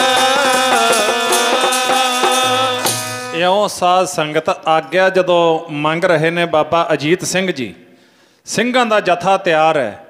ਤੇ ਉਸ ਵੇਲੇ ਦਾ ਸੀਨ ਜਦੋਂ ਆਪਾਂ ਆਪਣੇ ਅੰਦਰ ਵਿਚਾਰ ਕਰਾਂਗੇ ਨਾ, 19 ਸਾਲ ਦਾ ਪੁੱਤ ਹੋਵੇ, ਸਡੌਲ ਸਰੀਰ ਹੋਵੇ, ਚੰਦ ਸੂਰਜ ਸ਼ਰਮ ਖਾਂਦੇ ਹੋਣ ਉਹਨਾਂ ਦੇ ਰੰਗ ਰੂਪ ਦੇ ਅੱਗੇ, ਉਹਨਾਂ ਦੀ ਸਿਆਣਪ ਦੇ ਅੱਗੇ, ਉਹਨਾਂ ਦੇ ਗੁਣਾਂ ਦੇ ਅੱਗੇ, ਤੇ ਐਸਾ ਦੁਨੀਆ ਦਾ ਪਿਤਾ ਗੁਰੂ ਛਾਤੀ ਨਾਲ ਲਾ ਕੇ, ਘੁੱਟ ਕੇ, ਸੀਨੇ ਨਾਲ ਲਾ ਕੇ, ਪਿਆਰ ਦੇ ਕੇ, ਥਾਪੜਾ ਦੇ ਕੇ ਜੰਗ ਨੂੰ ਤੋਰਨਾ। ਹੁਣ ਪਿਤਾ ਨੂੰ ਵੀ ਤਾਂ ਪਤਾ ਹੈ ਨਾ ਇਸ ਗੱਲ ਦਾ ਵੀ ਜਦੋਂ ਦਰਵਾਜ਼ੇ ਦਾ, ਕਿਲੇ ਦਾ ਦਰਵਾਜ਼ਾ ਖੋਲਾਂਗੇ ਤੇ ਜਦੋਂ ਦੁਸ਼ਮਣਾਂ ਦੇ ਵਿੱਚ ਜਾਣਾ ਹੈ, ਤੇ ਉੱਥੇ ਪਤਾ ਤਾਂ ਹੈ ਨਾ ਕਲਗੀ ਵਾਲੇ ਪਾਤਸ਼ਾਹ ਨੂੰ ਵੀ ਮੈਂ ਸਦਾ ਵਾਸਤੇ ਆਪਣੇ ਲਾਲ ਨੂੰ ਤੋਰ ਰਿਹਾ।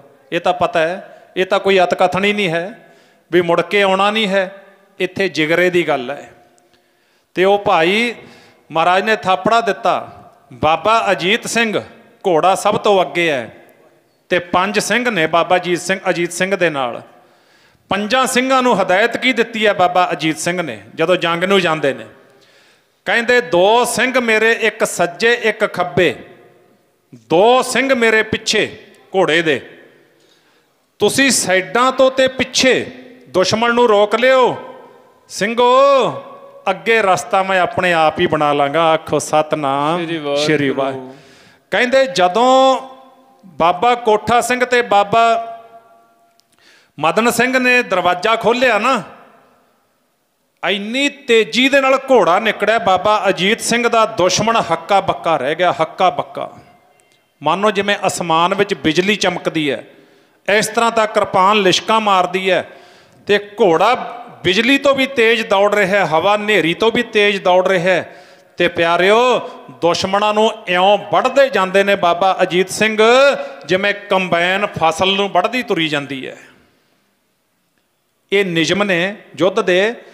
ਕਹਿੰਦੇ ਜਦੋਂ ਕੋਈ ਚੰਗਾ ਯੋਧਾ, ਚੰਗਾ ਸੂਰਮਾ ਜੰਗ ਕਰ ਰਿਹਾ ਹੈ, ਦੁਸ਼ਮਣ ਵੀ ਉਹਦੀ ਸ਼ਲਾਘਾ ਕਰਦਾ ਹੈ, ਦੁਸ਼ਮਣ ਵੀ ਵਾਹ-ਵਾਹ ਕਹਿੰਦਾ ਹੈ।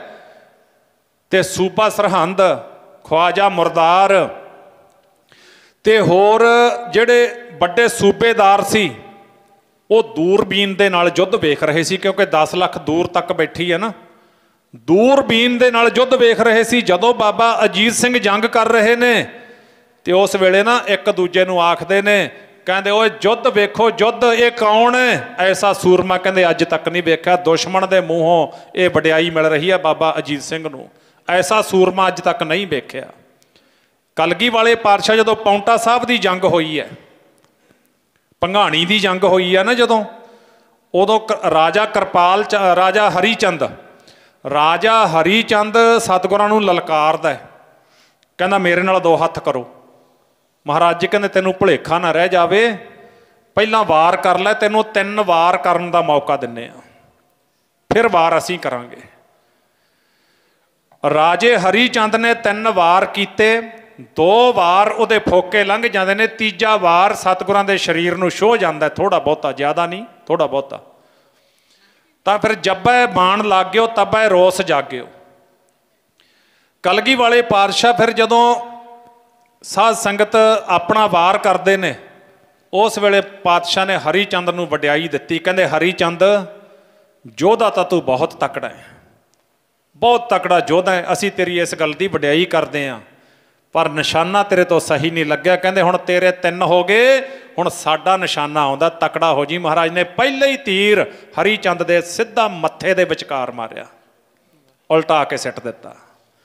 ਭਈ ਜੀਤ ਮੇਰੀ ਕਿਰਪਾ ਕਾਲ ਕੇਰੀ। ਅਕਾਲ ਪੁਰਖ ਵਾਹਿਗੁਰੂ ਨੇ ਕਿਰਪਾ ਕੀਤੀ, ਭੰਗਾਣੀ ਦਾ ਯੁੱਧ ਜਿੱਤੇ ਪਾਤਸ਼ਾਹ। ਇਹ ਜੰਗ ਦੇ ਅਸੂਲ ਸੀ, ਨਿਯਮ ਸੀ, ਯੋਧਿਆਂ ਦੀ ਵਡਿਆਈ ਕਰਨੀ। ਤੇ ਜੇ ਜੰਗ ਰੋਕਣਾ ਪੈਂਦਾ, ਜਿਵੇਂ ਹੁਣ ਸਾਰਾ ਦਿਨ ਜੰਗ ਹੋਇਆ, ਰਾਤ ਨੂੰ ਜੰਗ ਰੋਕ ਦੇਣਾ, ਫਿਰ ਕੋਈ ਵਾਰ ਨਹੀਂ ਸੀ ਕਰਦਾ। ਉਸ ਵੇਲੇ ਸੁੱਤੇ ਪਏ ਤੇ ਵਾਰ ਨਹੀਂ ਕਰਨਾ, ਬਜ਼ੁਰਗ ਤੇ ਵਾਰ ਨਹੀਂ ਕਰਨਾ, ਭੱਜੇ ਜਾਂਦੇ ਤੇ ਵਾਰ ਨਹੀਂ ਕਰਨਾ। ਇਹ ਨਿਯਮ ਨੇ ਜੰਗ ਦੇ, ਤੇ ਯੁੱਧ ਨੀਤੀ ਹੈ। ਬਾਬਾ ਅਜੀਤ ਸਿੰਘ ਫਿਰ ਸਾਧ ਸੰਗਤ ਦੁਸ਼ਮਣ ਦੇ ਵਿੱਚ ਨਾ ਇਉਂ ਜਾ ਘੁਸੇ, ਬਹੁਤ ਦੂਰ ਤੱਕ ਬਾਬਾ ਜੀ ਦਾ ਘੋੜਾ ਚਲਿਆ ਗਿਆ।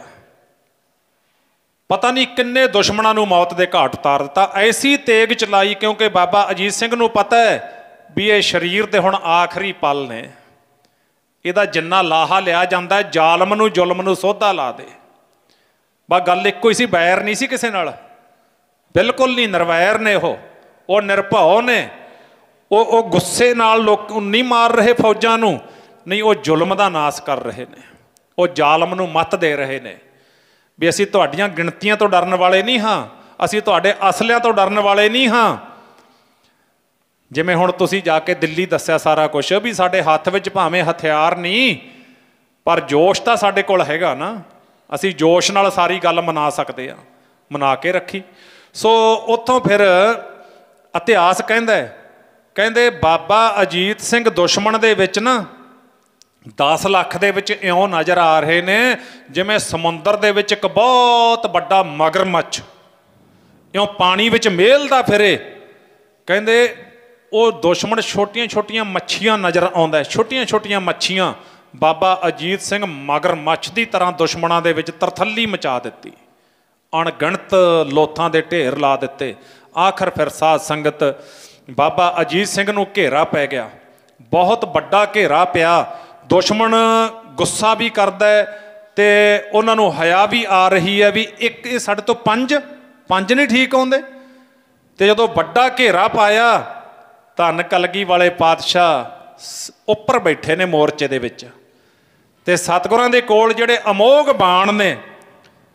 ਫਿਰ ਪਾਤਸ਼ਾਹ ਨੇ ਦੁਸ਼ਮਣਾਂ ਦਾ ਮਾਣ ਤੋੜਨ ਵਾਸਤੇ, ਹੰਕਾਰ ਤੋੜਨ ਵਾਸਤੇ ਖਾਪਰੇ ਤੀਰ ਜਿਹੜੇ ਗੁਰੂ ਜੀ ਦੇ ਪਾਸ ਸੀ ਨਾ, ਮਹਾਰਾਜ ਨੇ ਫਿਰ ਗੜੀ ਦੇ ਵਿੱਚੋਂ ਖਾਪਰੇ ਤੀਰ ਛੱਡ ਦਿੱਤੇ।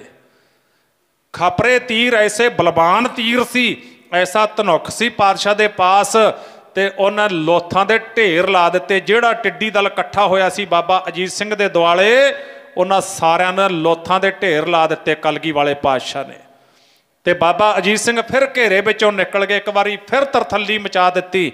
ਤੇ ਅਖੀਰ ਤੇ ਜਾ ਕੇ ਧੰਨ ਬਾਬਾ ਅਜੀਤ ਸਿੰਘ ਜੀਆਂ ਨੂੰ ਬਹੁਤ ਸਾਰੇ ਜਿਹੜੇ ਸ਼ਾਸਤਰ ਵੱਜ ਗਏ, ਤੀਰ ਵੱਜ ਗਏ, ਤਲਵਾਰਾਂ ਵੱਜ ਗਈਆਂ। ਇਤਿਹਾਸ ਕਹਿੰਦਾ ਬਾਬਾ ਅਜੀਤ ਸਿੰਘ ਜੀ ਨੇ ਜਿਹੜਾ ਚੋਲਾ ਪਹਿਨਿਆ ਸੀ, ਕੱਪੜਾ ਪਹਿਨਿਆ ਸੀ, ਉਹ ਮਾਨੋ ਇਉਂ ਲੱਗਣ ਲੱਗ ਗਿਆ ਵੀ ਉਹ ਚਿੱਟਾ ਜਾਂ ਕਿਸੇ ਹੋਰ ਰੰਗ ਦਾ ਨਹੀਂ, ਮਾਨੋ ਲਾਲ ਰੰਗ ਦਾ ਹੀ ਕੱਪੜਾ ਪਹਿਨਿਆ ਹੋਇਆ। ਇੰਨਾ ਖੂਨ ਨਿਕਲ ਗਿਆ, ਇੰਨੇ ਸ਼ਾਸਤਰ ਵੱਜ ਗਏ। ਅਖੀਰ ਤੇ ਜਾ ਕੇ ਇਤਿਹਾਸ ਕਹਿੰਦਾ ਬਾਬਾ ਅਜੀਤ ਸਿੰਘ ਘੋੜਾ ਚੜ੍ਹਾਈ ਕਰ ਜਾਂਦਾ ਤੇ ਹੱਥੋਂ ਹੱਥੀ ਦੀ ਲੜਾਈ ਹੋ ਜਾਂਦੀ ਹੈ, ਕਿਰਪਾਨ ਟੁੱਟ ਜਾਂਦੀ ਹੈ। ਤੇ ਅਖੀਰ ਤੇ ਜਾ ਕੇ ਬਾਬਾ ਅਜੀਤ ਸਿੰਘ ਕਹਿੰਦੇ ਸ਼ਹੀਦ ਹੋ ਕੇ ਡਿੱਗੇ ਨੇ, ਇਹ ਨਹੀਂ ਵੀ ਡਿੱਗ ਕੇ ਸ਼ਹੀਦ ਹੋਏ ਨੇ। ਇੰਨਾ ਚਿਰ ਲੜੇ, ਅਖੀਰਲੇ ਸਵਾਸ ਤੱਕ। ਜਿਵੇਂ ਫੌਜ ਦੇ ਵਿੱਚ ਨਾ ਟ੍ਰੇਨਿੰਗ ਦਿੱਤੀ ਜਾਂਦੀ ਹੈ ਵੀ ਤੁਸੀਂ ਅਖੀਰਲੇ ਸਵਾਸ ਤੱਕ ਲੜਨਾ ਹੈ, ਹੋ ਸਕਦਾ ਹੈ ਅਖੀਰਲੇ ਸਵਾਸ ਤੇ ਤੁਹਾਡੀ ਜਿੱਤ ਲਿਖੀ ਪਈ ਹੋਵੇ।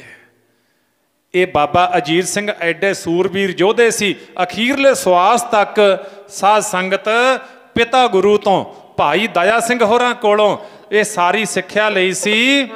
ਕੀ ਸਿੱਖਿਆ ਲਈ ਸੀ? ਉਹ ਫੱਟ ਖਾ ਕੇ ਮੈਦਾਨ ਵਿੱਚ ਮਰ ਜੇ, ਕੰਮ ਹੁੰਦਾ ਸੂਰਮੇ ਦਾ। ਫੱਟ ਖਾ ਕੇ ਮੈਦਾਨ ਵਿੱਚ ਕੰਮ ਹੁੰਦਾ ਸੂਰਮੇ ਦਾ। ਫੱਟ ਖਾ ਕੇ ਮੈਦਾਨ ਵਿੱਚ ਮਰ ਜੇ, ਕੰਮ ਹੁੰਦਾ ਸੂਰਮੇ ਦਾ।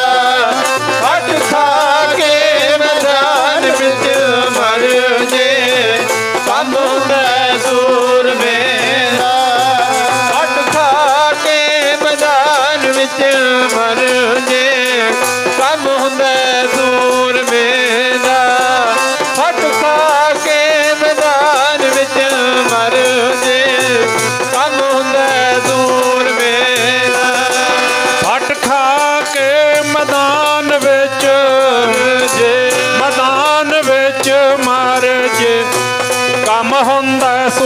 ਸੂਰਮੇ ਦਾ ਵੱਟ ਖਾ ਕੇ ਮੈਦਾਨ ਵਿੱਚ ਕੰਮ ਹੁੰਦਾ ਸੂਰਮੇ ਦਾ ਕੇ ਮੈਦਾਨ ਵਿੱਚ ਮਰ ਜੇ ਕੰਮ ਹੁੰਦਾ ਸੂਰਮੇ ਦਾ ਉਹ ਵੱਟ ਖਾ ਕੇ ਮੈਦਾਨ ਵਿੱਚ ਮਰ ਜੇ ਕੰਮ ਹੁੰਦਾ ਸੂਰਮੇ ਦਾ ਵੱਟ ਖਾ ਕੇ ਮੈਦਾਨ ਵਿੱਚ ਮਰ ਜੇ ਕੰਮ ਹੁੰਦਾ ਸੂਰਮੇ ਦਾ ਵੱਟ ਖਾ ਕੇ ਮੈਦਾਨ ਵਿੱਚ ਮਰ ਜੇ ਕੰਮ ਹੁੰਦਾ ਸੂਰਮੇ ਦਾ ਸੂਰਾ ਸੋ ਪਹਿਚਾਨੀਐ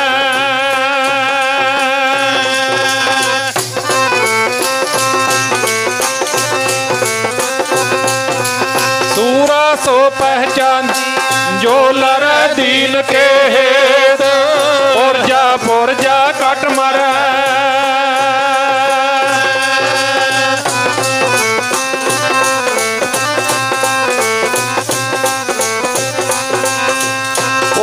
ਪੁਰਜਾ ਕੱਟ ਮਰੈ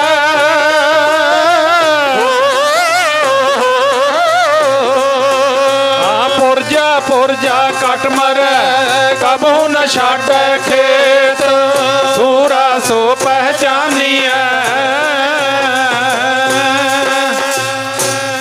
ਉੱਥੇ ਫਿਰ ਬਾਬਾ ਅਜੀਤ ਸਿੰਘ ਸ਼ਹਾਦਤ ਦਾ ਜਾਮ ਪੀ ਗਏ ਤੇ ਬਾਅਦ ਵਿੱਚ ਅਗਲਾ ਜਥਾ ਕਿਹੜਾ ਹੈ? ਬਾਬਾ ਜੁਝਾਰ ਸਿੰਘ ਜੀ, ਗੁਰੂ ਪਿਤਾ ਜੀ ਕਿਰਪਾ ਕਰੋ ਮੈਨੂੰ ਵੀ ਆਗਿਆ ਦਿਓ, ਮੈਂ ਵੀ ਜਾ ਕੇ ਵੱਡੇ ਵੀਰ ਦੀ ਤਰ੍ਹਾਂ ਸ਼ਹਾਦਤ ਦਾ ਜਾਮਾ ਪੀਣਾ ਹੈ। ਕਲਗੀ ਵਾਲੇ ਪਾਤਸ਼ਾਹ ਕਹਿੰਦੇ ਪੁੱਤਰ ਆ ਸਿੰਘ ਹੈਗੇ, ਇੰਨੀ ਵੀ ਕਾਹਲੀ ਕੀ ਹੈ, ਲਓ ਧਿਆਨ ਦਿਓ ਹੁਣ ਇੱਥੇ। ਬਾਬਾ ਜੁਝਾਰ ਸਿੰਘ ਜੀ ਕਹਿਣ ਲੱਗੇ ਪਾਤਸ਼ਾਹ ਮੈਂ ਵੱਡੇ ਵੀਰ ਨੂੰ ਵੇਖਿਆ ਕਿਵੇਂ ਉਹਨਾਂ ਸ਼ਾਸਤਰ ਚਲਾਏ, ਕਿਵੇਂ ਆਪਣੇ ਸਰੀਰ ਤੇ ਫੱਟ ਸਹੇ, ਤੇ ਪਾਤਸ਼ਾਹ ਪਹਿਲੀ ਗੱਲ ਤਾਂ ਵੀਰ ਤੋਂ ਬਿਨਾਂ ਹੁਣ ਚਿੱਤ ਨਹੀਂ ਲੱਗਦਾ, ਮੈਂ ਵੀਰ ਦੇ ਨਾਲ ਜਲਦੀ ਜਾਣਾ, ਤੇ ਦੂਜੀ ਗੱਲ ਮੈਂ ਯੋਧਿਆਂ ਦੀ ਤਰ੍ਹਾਂ ਜੰਗ ਕਰਨਾ, ਹੁਣ ਮੈਥੋਂ ਰੁਕ ਨਹੀਂ ਹੁੰਦਾ। ਪਾਤਸ਼ਾਹ ਨੇ ਬੁੱਕਲ ਵਿੱਚ ਲੈ ਕੇ ਥਾਪੜਾ ਦਿੱਤਾ, ਆਪਣੇ ਛੋਟੇ ਪੁੱਤਰ ਬਾਬਾ ਜੁਝਾਰ ਸਿੰਘ ਨੂੰ ਜੰਗ ਵੱਲ ਤੋਰਿਆ। ਵੱਡੇ ਵੀਰ ਦੀ ਤਰ੍ਹਾਂ ਇਹ ਯੋਧਾ ਵੀ ਧੰਨ ਬਾਬਾ ਜੁਝਾਰ ਸਿੰਘ ਅਣਗਿਣਤ ਦੁਸ਼ਮਣਾਂ ਨੂੰ ਮੌਤ ਦੇ ਘਾਟ ਉਤਾਰਦੇ ਹੋਏ ਸ਼ਹਾਦਤ ਦਾ ਜਾਮਾ ਪੀ ਗਏ, ਸ਼ਹੀਦ ਹੋ ਕੇ ਧਰਤੀ ਤੇ ਡਿੱਗ ਗਏ। ਤੇ ਗੁਰਮਖੋ ਉੱਥੋਂ ਫਿਰ ਸ਼ਾਮ ਦਾ ਵੇਲਾ ਹੋ ਗਿਆ। ਜਦੋਂ ਸ਼ਾਮ ਦਾ ਵੇਲਾ ਹੋਇਆ, ਰਾਤ ਪਈ, ਆ ਜਿਹੜੀ ਰਾਤ ਲੰਘ ਕੇ ਗਈ ਅੱਜ, ਇਸ ਰਾਤ ਦੀ ਘਟਨਾ ਇਹ ਰਾਤ ਜਦੋਂ ਪਈ, ਪਿੱਛੇ ਗਿਣਤੀ ਦੇ ਸਿੰਘ ਬਚ ਗਏ, ਜਿਹਦੇ ਵਿੱਚ ਭਾਈ ਸੰਗਤ ਸਿੰਘ ਜੀ, ਭਾਈ ਸੰਤ ਸਿੰਘ ਜੀ ਤੇ ਹੋਰ ਸਿੱਖ, ਤੇ ਨਾਲ ਭਾਈ ਦਇਆ ਸਿੰਘ, ਭਾਈ ਧਰਮ ਸਿੰਘ, ਭਾਈ ਦਾਨ ਸਿੰਘ, ਇਹ ਸਿੰਘ ਸੀ ਗੁਰੂ ਜੀ ਦੇ ਉਸ ਵੇਲੇ ਗੜ੍ਹੀ ਦੇ ਵਿੱਚ। ਤਾਂ ਕਹਿਣ ਲੱਗੇ, ਸਿੰਘਾਂ ਨੇ ਫਿਰ ਉਸ ਵੇਲੇ ਬੇਨਤੀ ਕੀਤੀ, ਸੱਚੇ ਪਾਤਸ਼ਾਹ ਚਮਕੌਰ ਦੀ ਗੜ੍ਹੀ ਛੱਡ ਕੇ ਆਪ ਜੀ ਗੜ੍ਹੀ ਦੇ ਵਿੱਚੋਂ ਚਲੇ ਜਾਓ। ਇਤਿਹਾਸ ਵਿੱਚ ਬਹੁਤ ਤਰ੍ਹਾਂ ਦੀਆਂ ਵਿਚਾਰਾਂ ਆਉਂਦੀਆਂ ਨੇ, ਉਹ ਵਿਚਾਰ ਅਧੀਨ ਨੇ, ਪਰ ਬਹੁਤੀ ਵਿਚਾਰ ਤੋਂ ਬਾਅਦ ਸਤਿਗੁਰ ਜੀ ਇਸ ਗੱਲ ਤੇ ਮੰਨ ਗਏ ਵੀ ਠੀਕ ਹੈ, ਅਸੀਂ ਚਮਕੌਰ ਦੀ ਗੜ੍ਹੀ ਛੱਡ ਕੇ ਚਲੇ ਜਾਵਾਂਗੇ। 3 ਸਿੰਘ ਸਾਡੇ ਨਾਲ ਜਾਣਗੇ, ਭਾਈ ਦਇਆ ਸਿੰਘ, ਭਾਈ ਧਰਮ ਸਿੰਘ ਤੇ ਭਾਈ ਮਾਨ ਸਿੰਘ, ਬਾਕੀ ਸਿੰਘ ਗੜ੍ਹੀ ਵਿੱਚ ਰਹਿਣਗੇ। ਜਦੋਂ ਅਸੀਂ ਜਾਵਾਂਗੇ ਨਗਾਰੇ ਤੇ ਚੋਟ ਲਾਉਣੀ ਹੈ, ਗੋਲੀਆਂ ਚਲਾਉਂਦੇ ਰਹਿਣਾ, ਤੀਰ ਚਲਾਉਂਦੇ ਰਹਿਣਾ, ਤੇ ਡਟ ਕੇ ਸੂਰਬੀਰ ਯੋਧਿਆਂ ਦੀ ਤਰ੍ਹਾਂ ਤੇ ਤੁਸੀਂ ਮੁਕਾਬਲਾ ਕਰਨਾ ਹੈ। ਫਿਰ ਸਤਿਗੁਰੂ ਮਹਾਰਾਜ ਜੀ ਉਸ ਵੇਲੇ ਤਾੜੀ ਮਾਰ ਕੇ ਚਮਕੌਰ ਦੀ ਗੜ੍ਹੀ ਦੇ ਵਿੱਚੋਂ ਨਿਕਲੇ ਨੇ। ਦੁਸ਼ਮਣ ਉਸ ਵੇਲੇ ਘਬਰਾ ਗਿਆ, ਅੱਧੀ ਰਾਤ ਦਾ ਵੇਲਾ ਸੀ, ਮਸਾਲਾਂ ਨੂੰ ਜਿਹੜਾ ਸੀ, ਜਿਹੜੀਆਂ ਦੁਸ਼ਮਣ ਦੇ ਕੋਲ ਮਸ਼ਾਲਾਂ ਚੱਲ ਰਹੀਆਂ ਸੀ, ਉਹ ਤੀਰ ਦਾ ਨਿਸ਼ਾਨਾ ਬਣਾ ਕੇ ਕਲਗੀ ਵਾਲੇ ਪਾਤਸ਼ਾਹ ਨੇ ਖੁਦ ਤੇ ਸਿੰਘਾਂ ਨੇ ਸਾਰੀਆਂ ਮਸਾਲਾਂ ਬੁਝਾ ਦਿੱਤੀਆਂ। ਹਨੇਰਾ ਛਾ ਗਿਆ, ਦੁਸ਼ਮਣ ਘਬਰਾ ਗਿਆ ਵੀ ਬਾਹਰੋਂ ਫੌਜ ਆ ਗਈ ਜਾਂ ਕੀ ਹੋ ਗਿਆ, ਤੇ ਉਸ ਵੇਲੇ ਇਤਿਹਾਸ ਕਹਿੰਦਾ ਵੀ ਦੁਸ਼ਮਣ ਦਾ ਬਹੁਤ ਵੱਡਾ ਨੁਕਸਾਨ ਹੋਇਆ।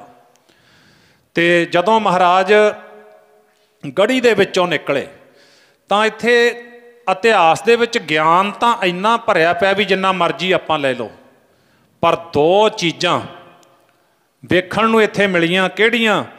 ਇੱਕ ਤਾਂ ਜਦੋਂ ਕੋਈ ਆਪਣਾ ਚੜ੍ਹਾਈ ਕਰ ਜਾਂਦਾ ਹੈ, ਆਪਾਂ ਦੂਰ ਦਰਾਡਿਆਂ ਤੋਂ ਰਿਸ਼ਤੇਦਾਰੀਆਂ ਉਹਦੇ ਘਰ ਆਉਂਦੇ ਆ ਦੁੱਖ ਵੰਡਾਉਣ ਵਾਸਤੇ, ਉਹ ਮ੍ਰਿਤਕ ਸਰੀਰ ਨੂੰ ਸੰਭਾਲਣ ਵਾਸਤੇ, ਉਹਦਾ ਸੰਸਕਾਰ ਕਰਨ ਵਾਸਤੇ। ਇੱਕ ਗੱਲ, ਇੱਕ ਜਦੋਂ ਕੋਈ ਦੁੱਖ ਦੀ ਘੜੀ ਹੋਵੇ, ਜਦੋਂ ਕੋਈ ਵਿਪਤਾ ਦੀ ਘੜੀ ਹੋਵੇ, ਦੁਨੀਆ ਵਾਲੇ ਭੱਜਦੇ ਨੇ, ਪਰ ਬਾਬਾ ਅਜੀਤ ਸਿੰਘ ਸ਼ਹਾਦਤ ਦਾ ਜਾਮਾ ਪੀ ਗਏ। ਬਾਬਾ ਜੁਝਾਰ ਸਿੰਘ ਕਹਿੰਦੇ ਸਤਿਗੁਰੂ ਜੀ ਮੈਨੂੰ ਤੋਰੋ ਜੰਗ ਨੂੰ, ਮੈਂ ਵੀ ਜੰਗ ਨੂੰ ਜਾਣਾ। ਭੱਜੇ ਨਹੀਂ, ਕਾਇਰ ਨਹੀਂ। ਰੱਤੇ ਸਹੀ ਜੇ ਮੁੱਖ ਨਾ ਮੁੜਨ, ਜਿੰਨੀ ਸੰਝਾਤਾ ਸਾਈ। ਤੇ ਉਸ ਵੇਲੇ ਰੱਤਿਆਂ ਦੀ ਨਿਸ਼ਾਨੀ। ਦੂਸਰੀ ਗੱਲ, ਜਦੋਂ ਕੋਈ ਚੜ੍ਹਾਈ ਕਰ ਜਾਵੇ, ਆਪਾਂ ਬਾਹਰੋਂ ਆ ਕੇ ਦੁੱਖ ਵੰਡਾਉਂਦੇ ਆ, ਪਰ ਜਦੋਂ ਕਲਗੀ ਵਾਲੇ ਪਾਤਸ਼ਾਹ ਗੜ੍ਹੀ ਦੇ ਵਿੱਚੋਂ ਨਿਕਲੇ, ਇਉਂ ਲੰਮੇ ਲੰਮੇ ਕੇਸ, ਕਈ ਫੁੱਟ ਲੰਮੇ ਕੇਸ, ਜ਼ਬਰਦਸਤ ਜੁੱਸੇ, 6.5 ਫੁੱਟ ਦੀਆਂ ਬੌਡੀਆਂ ਗੁਰੂ ਕੇ ਲਾਲ। ਕੋਈ ਛੋਟੀਆਂ ਉਹ ਨਹੀਂ ਸੀ ਵੀ ਕਿਤੇ ਕਮਜ਼ੋਰ ਜਿਹੇ ਸਰੀਰ ਸੀ ਗੁਰੂ ਕੇ ਲਾਲਾਂ ਦੇ, ਜਿਵੇਂ ਆਪਾਂ ਫੋਟੋਆਂ ਤੇ ਵੇਖਦੇ ਹਾਂ ਇਸ ਤਰ੍ਹਾਂ ਨਹੀਂ। ਬਹੁਤ ਤਕੜੇ ਜੁੱਸੇ ਸੀ ਗੁਰੂ ਕੇ ਲਾਲਾਂ ਦੇ, ਤਕੜੇ ਸਰੀਰ ਸੀ, ਕਮਾਈਆਂ ਵਾਲੇ ਸੀ, ਬਰਕਤਾਂ ਵਾਲੇ ਸੀ। ਤੇ ਲੰਮੇ ਲੰਮੇ ਵਾਲ ਖੁੱਲ੍ਹੇ, ਤੇ ਮੁੱਖ ਤੇ ਮਿੱਟੀ ਜੰਮੀ ਹੈ, ਖੂਨ ਦੇ ਵਿੱਚ ਮਿੱਟੀ ਜੰਮ ਗਈ। ਵੇਖ ਲਿਆ ਗਹੁ ਦੇ ਨਾਲ, ਦੁਨੀਆ ਆ ਕੇ ਸੰਭਾਲਦੀ ਹੈ। ਤੇ ਉਸ ਵੇਲੇ ਜਦੋਂ ਮਹਾਰਾਜ ਤੁਰੇ ਨੇ ਨਾ ਚਮਕੌਰ ਦੀ ਗੜ੍ਹੀ ਦੇ ਵਿੱਚੋਂ, ਲਾਲਾਂ ਦੇ ਕੋਲ ਦੀ ਲੰਘ ਗਏ। ਪਹਿਲਾਂ ਬਾਬਾ ਜੁਝਾਰ ਸਿੰਘ ਨੂੰ ਵੇਖਿਆ, ਥੋੜ੍ਹੀਆਂ ਕਦਮਾਂ ਤੇ ਗਏ, ਵੱਡੇ ਸਾਹਿਬਜ਼ਾਦੇ ਬਾਬਾ ਅਜੀਤ ਸਿੰਘ ਜੀ ਪਏ ਨੇ, ਉਹਨਾਂ ਨੂੰ ਵੇਖਿਆ, ਤੇ ਇਉਂ ਲੰਘ ਗਏ। ਸਾਧ ਸੰਗਤ ਜਦੋਂ ਕੋਲ ਦੀ ਲੰਘੇ ਨਾ, ਹੁਣ ਜਿਸ ਗੜ੍ਹੀ ਦੇ ਵਿੱਚ ਪਾਤਸ਼ਾਹ ਰੁਕੇ ਨੇ, ਉਹ ਗੜ੍ਹੀ ਦੀਆਂ ਕੰਧਾਂ ਨੂੰ ਵੀ ਪਿਆਰ ਹੋ ਗਿਆ, ਖਾਲਸੇ ਦੇ ਨਾਲ, ਗੁਰੂ ਜੀ ਦੇ ਨਾਲ ਪਿਆਰ ਹੋ ਗਿਆ। ਤੇ ਉਸ ਵੇਲੇ ਫਿਰ ਇਤਿਹਾਸ ਨੇ ਲਿਖਿਆ, ਕੀ ਕਹਿੰਦੇ,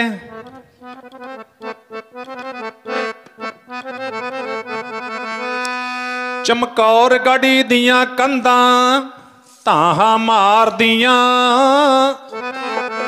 ਕਿਉਂ ਧਾਹਾਂ ਮਾਰਦੀਆਂ? ਸੋਨੀਆਂ ਛੱਡ ਗਿਆ ਲਾਸ਼ਾਂ ਜੀਤ ਜੁਝਾਰ ਦੀਆਂ। ਚਮਕੌਰ ਗੜ੍ਹੀ ਦੀਆਂ ਕੰਧਾਂ ਧਾਹਾਂ ਮਾਰਦੀਆਂ, ਸੋਨੀਆਂ ਛੱਡ ਗਿਆ ਲਾਸ਼ਾਂ ਜੀਤ ਜੁਝਾਰ ਦੀਆਂ। ਗੜ੍ਹੀ ਦੀਆਂ ਕੰਧਾਂ ਧਾਹਾਂ ਮਾਰਦੀਆਂ, ਸੋਨੀਆਂ ਛੱਡ ਗਿਆ ਲਾਸ਼ਾਂ ਜੀਤ ਜੁਝਾਰ ਦੀਆਂ। ਚਮਕੌਰ ਗੜ੍ਹੀ ਦੀਆਂ ਕੰਧਾਂ ਧਾਹਾਂ ਮਾਰਦੀਆਂ, ਸੋਨੀਆਂ ਛੱਡ ਗਿਆ ਲਾਸ਼ਾਂ ਜੀਤ ਜੁਝਾਰ ਦੀਆਂ। ਚਮਕੌਰ ਗੜ੍ਹੀ ਦੀਆਂ ਕੰਧਾਂ ਧਾਹਾਂ ਮਾਰਦੀਆਂ, ਸੋਨੀਆਂ ਛੱਡ ਗਿਆ ਲਾਸ਼ਾਂ ਜੀਤ ਜੁਝਾਰ ਦੀਆਂ। ਗੜ੍ਹੀ ਦੀਆਂ ਕੰਧਾਂ ਧਾਹਾਂ ਮਾਰਦੀਆਂ, ਸੋਨੀਆਂ ਛੱਡ ਗਿਆ ਲਾਸ਼ਾਂ ਜੀਤ ਜੁਝਾਰ ਦੀਆਂ। ਚਮਕੌਰ ਗੜ੍ਹੀ ਦੀਆਂ ਕੰਧਾਂ ਧਾਹਾਂ ਮਾਰਦੀਆਂ, ਸੋਨੀਆਂ ਛੱਡ ਗਿਆ ਲਾਸ਼ਾਂ ਜੀਤ ਜੁਝਾਰ ਦੀਆਂ। ਇਉਂ ਸਾਧ ਸੰਗਤ ਕਲਗੀ ਵਾਲੇ ਪਾਤਸ਼ਾਹ ਤਾਂ ਇਉਂ ਛੱਡ ਕੇ ਤੁਰ ਗਏ ਵੀ ਬਾਅਦ ਦੇ ਵਿੱਚ ਜਿਹਨੂੰ ਆਪਾਂ ਕਹਿੰਦੇ ਵੀ ਰੱਬ ਰਾਖਾ ਨਹੀਂ। ਇੱਕ ਪਿਤਾ ਸੋਚਦਾ ਜੇ ਮੇਰੇ ਪੁੱਤਰ ਸ਼ਹੀਦ ਹੋ ਗਏ ਤਾਂ ਇਹਨਾਂ ਦੇ ਸਰੀਰਾਂ ਦਾ ਸੰਸਕਾਰ ਤਾਂ ਬਣਦਾ ਨਾ, ਪਰ ਨਹੀਂ, ਇਉਂ ਛੱਡ ਕੇ ਤੁਰ ਗਏ ਜਿਵੇਂ ਕਦੇ ਕੋਈ ਉਹਨਾਂ ਦੇ ਨਾਲ ਕੋਈ ਵਾਹ ਵਾਸਤਾ ਹੀ ਨਹੀਂ ਹੁੰਦਾ ਜ਼ਿੰਦਗੀ ਦਾ। ਇਉਂ ਛੱਡ ਕੇ ਤੁਰ ਗਏ। ਕਿੱਥੇ ਜਾ ਕੇ ਬੈਠ ਜਾਂਦੇ ਨੇ, ਕਿੱਥੇ ਜਾ ਕੇ ਲੇਟ ਜਾਂਦੇ ਨੇ? ਮਾਛੀਵਾੜੇ ਦੇ ਜੰਗਲਾਂ ਵਿੱਚ ਮਾਹੀ ਜਾ ਕੇ ਸੌਂ ਗਿਆ। ਤੇ ਪਿਆਰਿਓ, ਆਪਾਂ ਉਸ ਗੁਰੂ ਦੇ ਸਿੱਖ ਹਾਂ, ਉਸ ਗੁਰੂ ਦਾ ਆਪਾਂ ਪਰਿਵਾਰ ਹਾਂ। ਅੰਮ੍ਰਿਤ ਛਕਿਆ ਭਾਵੇਂ ਨਹੀਂ ਛਕਿਆ ਵੱਖਰੀ ਗੱਲ ਹੈ, ਛਕ ਲੈਣਾ ਚਾਹੀਦਾ, ਪਰ ਆਪਾਂ ਉਸ ਪਰਿਵਾਰ ਦੇ ਧੀ ਪੁੱਤ ਹਾਂ। ਯਾਦ ਰੱਖਿਆ ਕਰੋ, ਭੁੱਲੋ ਨਾ ਕਦੇ। ਤੇ ਭਾਈ ਜਦੋਂ ਸਤਿਗੁਰ ਜੀ ਲੰਘ ਗਏ, ਪਿੱਛੇ ਆ ਰਹੇ ਨੇ ਭਾਈ ਦਇਆ ਸਿੰਘ, ਜਿਨ੍ਹਾਂ ਨੇ ਬਚਪਨ ਤੋਂ ਗੁਰੂ ਕੇ ਲਾਲਾਂ ਨੂੰ ਛਾਤੀ ਨਾਲ ਲਾ ਕੇ ਪਿਆਰ ਦਿੱਤਾ, ਖਿਡਾਇਆ, ਗੁਰਬਾਣੀ ਦੀ ਸੰਥਿਆ, ਸ਼ਾਸਤਰ ਵਿੱਦਿਆ, ਯੁੱਧ ਅਭਿਆਸ ਹਰ ਤਰ੍ਹਾਂ ਦੇ ਨਾਲ ਨਿਪੁੰਨ ਬਣਾਇਆ। ਭਾਈ ਦਇਆ ਸਿੰਘ ਹੋਰਾਂ ਦਾ ਬਹੁਤ ਵੱਡਾ ਯੋਗਦਾਨ ਹੈ ਗੁਰੂ ਘਰ ਦੇ ਵਿੱਚ। ਤੇ ਜਦੋਂ ਭਾਈ ਦਇਆ ਸਿੰਘ ਨੇ ਵੇਖਿਆ ਨਾ, ਰੁਕ ਗਏ। ਭਾਈ ਧਰਮ ਸਿੰਘ ਵੀ ਰੁਕ ਗਏ। ਬਾਬਾ ਜੁਝਾਰ ਸਿੰਘ ਦੀ ਲਾਸ਼ ਨੂੰ ਭਾਈ ਧਰਮ ਸਿੰਘ ਨੇ ਪੱਟ ਤੇ ਰੱਖ ਲਿਆ। ਬਾਬਾ ਅਜੀਤ ਸਿੰਘ ਦੀ ਲਾਸ਼ ਨੂੰ ਸਿਰ ਨੂੰ ਆਪਣੇ ਪੱਟ ਤੇ ਰੱਖ ਲਿਆ ਭਾਈ ਦਇਆ ਸਿੰਘ ਨੇ। ਕਲਗੀ ਵਾਲੇ ਪਾਤਸ਼ਾਹ ਫਟਾਫਟ ਵਾਪਸ ਮੁੜ ਕੇ ਆਏ। ਦਇਆ ਸਿੰਘ, ਆਹ ਕੀ ਕਰ ਰਹੇ ਹੋ? ਇਹ ਵੇਲਾ ਨਹੀਂ ਹੈ, ਬਹੁਤ ਕਮਜ਼ੋਰ ਸਮਾਂ ਇਸ ਵੇਲੇ। ਦੁਸ਼ਮਣ ਵੇਖੋ ਟਿੱਡੀ ਦਲ ਵਾਂਗੂ, ਤੇ ਤੁਸੀਂ ਰੱਖ ਕੇ ਮੇਰੇ ਲਾਲਾਂ ਦੀਆਂ ਲਾਸ਼ਾਂ ਨੂੰ, ਆਓ ਮੇਰੇ ਨਾਲ ਤੁਰੋ। ਸੱਚੇ ਪਾਤਸ਼ਾਹ ਜਿੱਥੇ ਜਥੇ ਬਣਾ ਕੇ ਤੋਰੇ ਸੀ, ਉੱਥੇ ਕਿਤੇ ਸਾਨੂੰ ਵੀ ਤੋਰ ਦਿੰਦੇ। ਕਿਉਂ ਦਇਆ ਸਿੰਘ, ਕੀ ਗੱਲ? ਮਾਲਕ ਜੀ, ਸਾਹਿਬਜ਼ਾਦਿਆਂ ਨੂੰ ਹੱਥਾਂ ਵਿੱਚ ਖੜਾਇਆ, ਛੱਡ ਕੇ ਜਾਣ ਨੂੰ ਜੀ ਨਹੀਂ ਕਰਦਾ। ਕਿਵੇਂ ਛੱਡੀਏ? ਤੁਰ ਨਹੀਂ ਹੁੰਦਾ ਮਾਲਕਾ, ਮੌਤ ਦੇ ਦਿੰਦੇ, ਪਰ ਧੰਨ ਹੋ ਤੁਸੀਂ। ਅਸੀਂ ਤੁਹਾਨੂੰ ਨਮਸਕਾਰ ਕਰਦੇ ਹਾਂ ਹਜ਼ਾਰਾਂ ਵਾਰ, ਕਰੋੜਾਂ ਵਾਰ, ਪਰ ਸਾਡੇ ਕੋਲੋਂ ਤੁਰ ਨਹੀਂ ਹੁੰਦਾ ਮਹਾਰਾਜ। ਸੱਚੇ ਪਾਤਸ਼ਾਹ ਕਹਿਣ ਲੱਗੇ ਨਹੀਂ, ਤੁਰਨਾ ਪਵੇਗਾ। ਤੁਸੀਂ ਭਾਣੇ ਵਿੱਚੋਂ, ਤੁਸੀਂ ਰਜਾ ਵਿੱਚੋਂ, ਮੈਂ ਤੁਹਾਡੇ ਪਿਆਰ ਨੂੰ ਸਮਝਦਾ। ਤੁਹਾਡਾ ਪਿਆਰ ਬਿਲਕੁਲ ਉਸੇ ਤਰ੍ਹਾਂ ਦਾ ਜਿਵੇਂ ਤੁਸੀਂ ਜਣਾ ਰਹੇ ਹੋ, ਕਿਉਂਕਿ ਗੱਲ ਛੋਟੀ ਤਾਂ ਹੈ ਨਹੀਂ ਗੁਰਮੁਖੋ। ਜਦੋਂ ਵਿਚਾਰਾਂਗੇ ਇਹ ਤਾਂ ਨਹੀਂ ਵੀ ਕਿਤੇ ਗੁਰੂ ਕੇ ਲਾਲਾਂ ਦਾ, ਪੰਜਾਂ ਪਿਆਰੇ ਸਾਹਿਬਾਨਾਂ ਦਾ, ਹੋਰ ਸਾਰੀ ਸੰਗਤ ਦਾ ਵੀ ਪਿਆਰ ਨਹੀਂ ਸੀ। ਨਹੀਂ, ਉਹ ਤਾਂ ਸਾਨੂੰ ਦੱਸਦੇ ਨੇ ਵੀ ਜੇ ਪਿਆਰ ਕਰਨਾ ਤਾਂ ਸਾਡੇ ਤੋਂ ਸਿੱਖੋ, ਇਉਂ ਪਿਆਰ ਕਰਨਾ ਚਾਹੀਦਾ। ਜਿੱਥੇ ਨਫ਼ਰਤ ਹੈ ਹੀ ਨਹੀਂ, ਜਿੱਥੇ ਈਰਖਾ ਹੈ ਹੀ ਨਹੀਂ, ਦੁਆਇਤ ਹੈ ਹੀ ਨਹੀਂ, ਬਸ ਇੱਕੋ ਹੀ ਇੱਕ ਹੈ, ਇੱਕੋ ਹੀ ਪ੍ਰਮਾਤਮਾ ਦਾ ਪਿਆਰ ਹੈ। ਅਤੇ ਉਸ ਵੇਲੇ ਕਹਿੰਦੇ ਨਹੀਂ ਤੁਰੋ। ਫਿਰ ਆਪ ਜੀ ਨੇ ਸਰਵਣ ਕੀਤਾ, ਮਹਾਰਾਜ ਫਿਰ ਕਿਰਪਾ ਕਰੋ, ਆ ਸਾਡੇ ਕੋਲ 2-2 ਗਜ ਕੱਪੜਾ ਹੈ, ਆ ਸਰੋਪੇ ਜਿਹੜੇ, ਇਹ 2-2 ਗਜ ਕੱਪੜਾ ਲਾਲਾਂ ਦੇ ਸਰੀਰ 'ਤੇ ਪਾ ਦਈਏ। ਮਹਾਰਾਜ ਕਹਿੰਦੇ ਨਹੀਂ, ਮੈਨੂੰ ਖਾਲਸਾ ਪੁੱਤਾਂ ਤੋਂ ਪਿਆਰਾ ਹੈ, ਸਾਰਾ ਖਾਲਸਾ ਮੇਰਾ ਪੁੱਤ ਹੈ, ਇਸ ਕਰਕੇ ਇਤਿਹਾਸ ਬਣਨਾ ਹੈ ਅਤੇ ਇਤਿਹਾਸਕਾਰ ਨੇ ਲਿਖ ਦੇਣਾ ਹੈ। ਕਲਗੀ ਵਾਲੇ ਪਾਤਸ਼ਾਹ ਐਵੇਂ ਹੀ ਕਹਿੰਦੇ ਰਹੇ, ਪੁੱਤਾਂ ਨੂੰ ਪਿਆਰ ਕਰਕੇ ਖਾਲਸੇ ਨੂੰ ਕਫਨ ਨਹੀਂ ਪਾਇਆ। ਦਇਆ ਸਿੰਘ ਜੇ ਸਾਰਿਆਂ ਵਾਸਤੇ ਹੈਗਾ ਤਾਂ ਪਾ ਦਿਓ, ਅਤੇ ਨਹੀਂ ਤਾਂ ਫਿਰ ਆਓ ਮੇਰੇ ਨਾਲ ਤੁਰੋ। ਭਾਈ ਦਇਆ ਸਿੰਘ ਦੀਆਂ ਭੱਬਾਂ ਨਿਕਲ ਗਈਆਂ। ਕਹਿੰਦੇ ਸੱਚੇ ਪਾਤਸ਼ਾਹ ਫਿਰ ਇੱਕ ਬੇਨਤੀ ਕਰਾਂ। ਕਹਿੰਦੇ ਦੱਸੋ। ਕਹਿੰਦੇ ਮੈਂ ਅੱਖਾਂ ਨਾਲ ਵੇਖੀ ਹੈ ਇਹ ਗੱਲ। ਭਾਈ ਦਇਆ ਸਿੰਘ ਕਹਿੰਦੇ ਮਹਾਰਾਜ, ਕਹਿੰਦੇ ਕਿਹੜੀ? ਥੋੜੇ ਸਮੇਂ ਵਿੱਚ ਹੀ ਸਾਰੀ ਗੱਲ ਹੋਈ ਇਹ। ਲੱਖਾਂ ਹੀ ਗਰੀਬ ਮਾਪੇ ਜੱਗ ਵਿੱਚ ਪਏ ਨੇ, ਕਫਣੋਂ ਬਗੈਰ ਦੱਸੀ ਕਿਹਦੇ ਪੁੱਤ ਗਏ ਨੇ। ਲੱਖਾਂ ਹੀ ਗਰੀਬ ਮਾਪੇ ਜੱਗ ਵਿੱਚ ਪਏ ਨੇ, ਕਫਣੋਂ ਬਗੈਰ ਦੱਸੀ ਕਿਹਦੇ ਪੁੱਤ ਗਏ ਨੇ। ਲੱਖਾਂ ਹੀ ਗਰੀਬ ਮਾਪੇ ਜੱਗ ਵਿੱਚ ਪਏ ਨੇ, ਕਫਣੋਂ ਬਗੈਰ ਦੱਸੀ ਕਿਹਦੇ ਪੁੱਤ ਗਏ ਨੇ। ਲੱਖਾਂ ਹੀ ਗਰੀਬ ਮਾਪੇ ਜੱਗ ਵਿੱਚ ਪਏ ਨੇ, ਕਫਣੋਂ ਬਗੈਰ ਦੱਸੀ ਕਿਹਦੇ ਪੁੱਤ ਗਏ ਨੇ।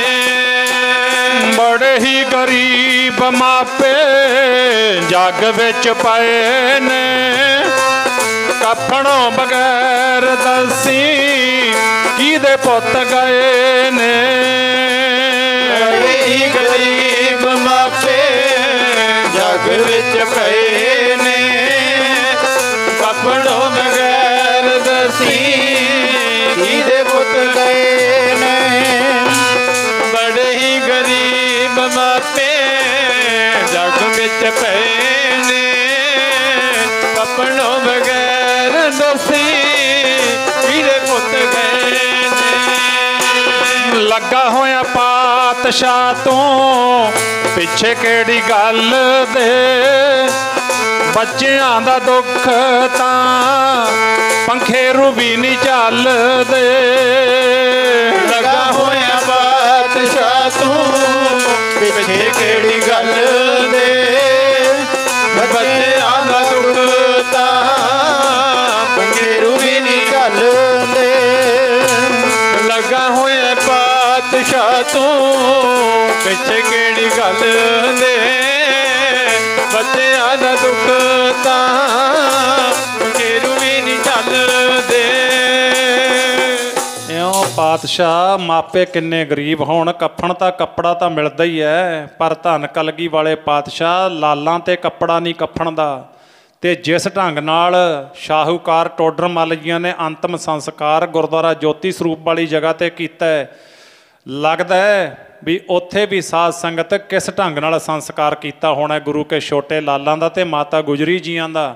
ਧੰਨ ਗੁਰੂ ਤੇਗ ਬਹਾਦਰ ਮਹਾਰਾਜ ਜੀ ਦੇ ਧੜ ਦਾ ਸੰਸਕਾਰ ਲੱਖੀ ਸ਼ਾਹ ਬਣਜਾਰਾ ਆਪਣੀ ਛੰਨ ਦੇ ਵਿੱਚ ਸਰੀਰ ਰੱਖ ਕੇ ਕਫਣ ਦਾ ਕੱਪੜਾ ਲੱਗਦਾ ਉੱਥੇ ਵੀ ਨਹੀਂ ਹੋਣਾ।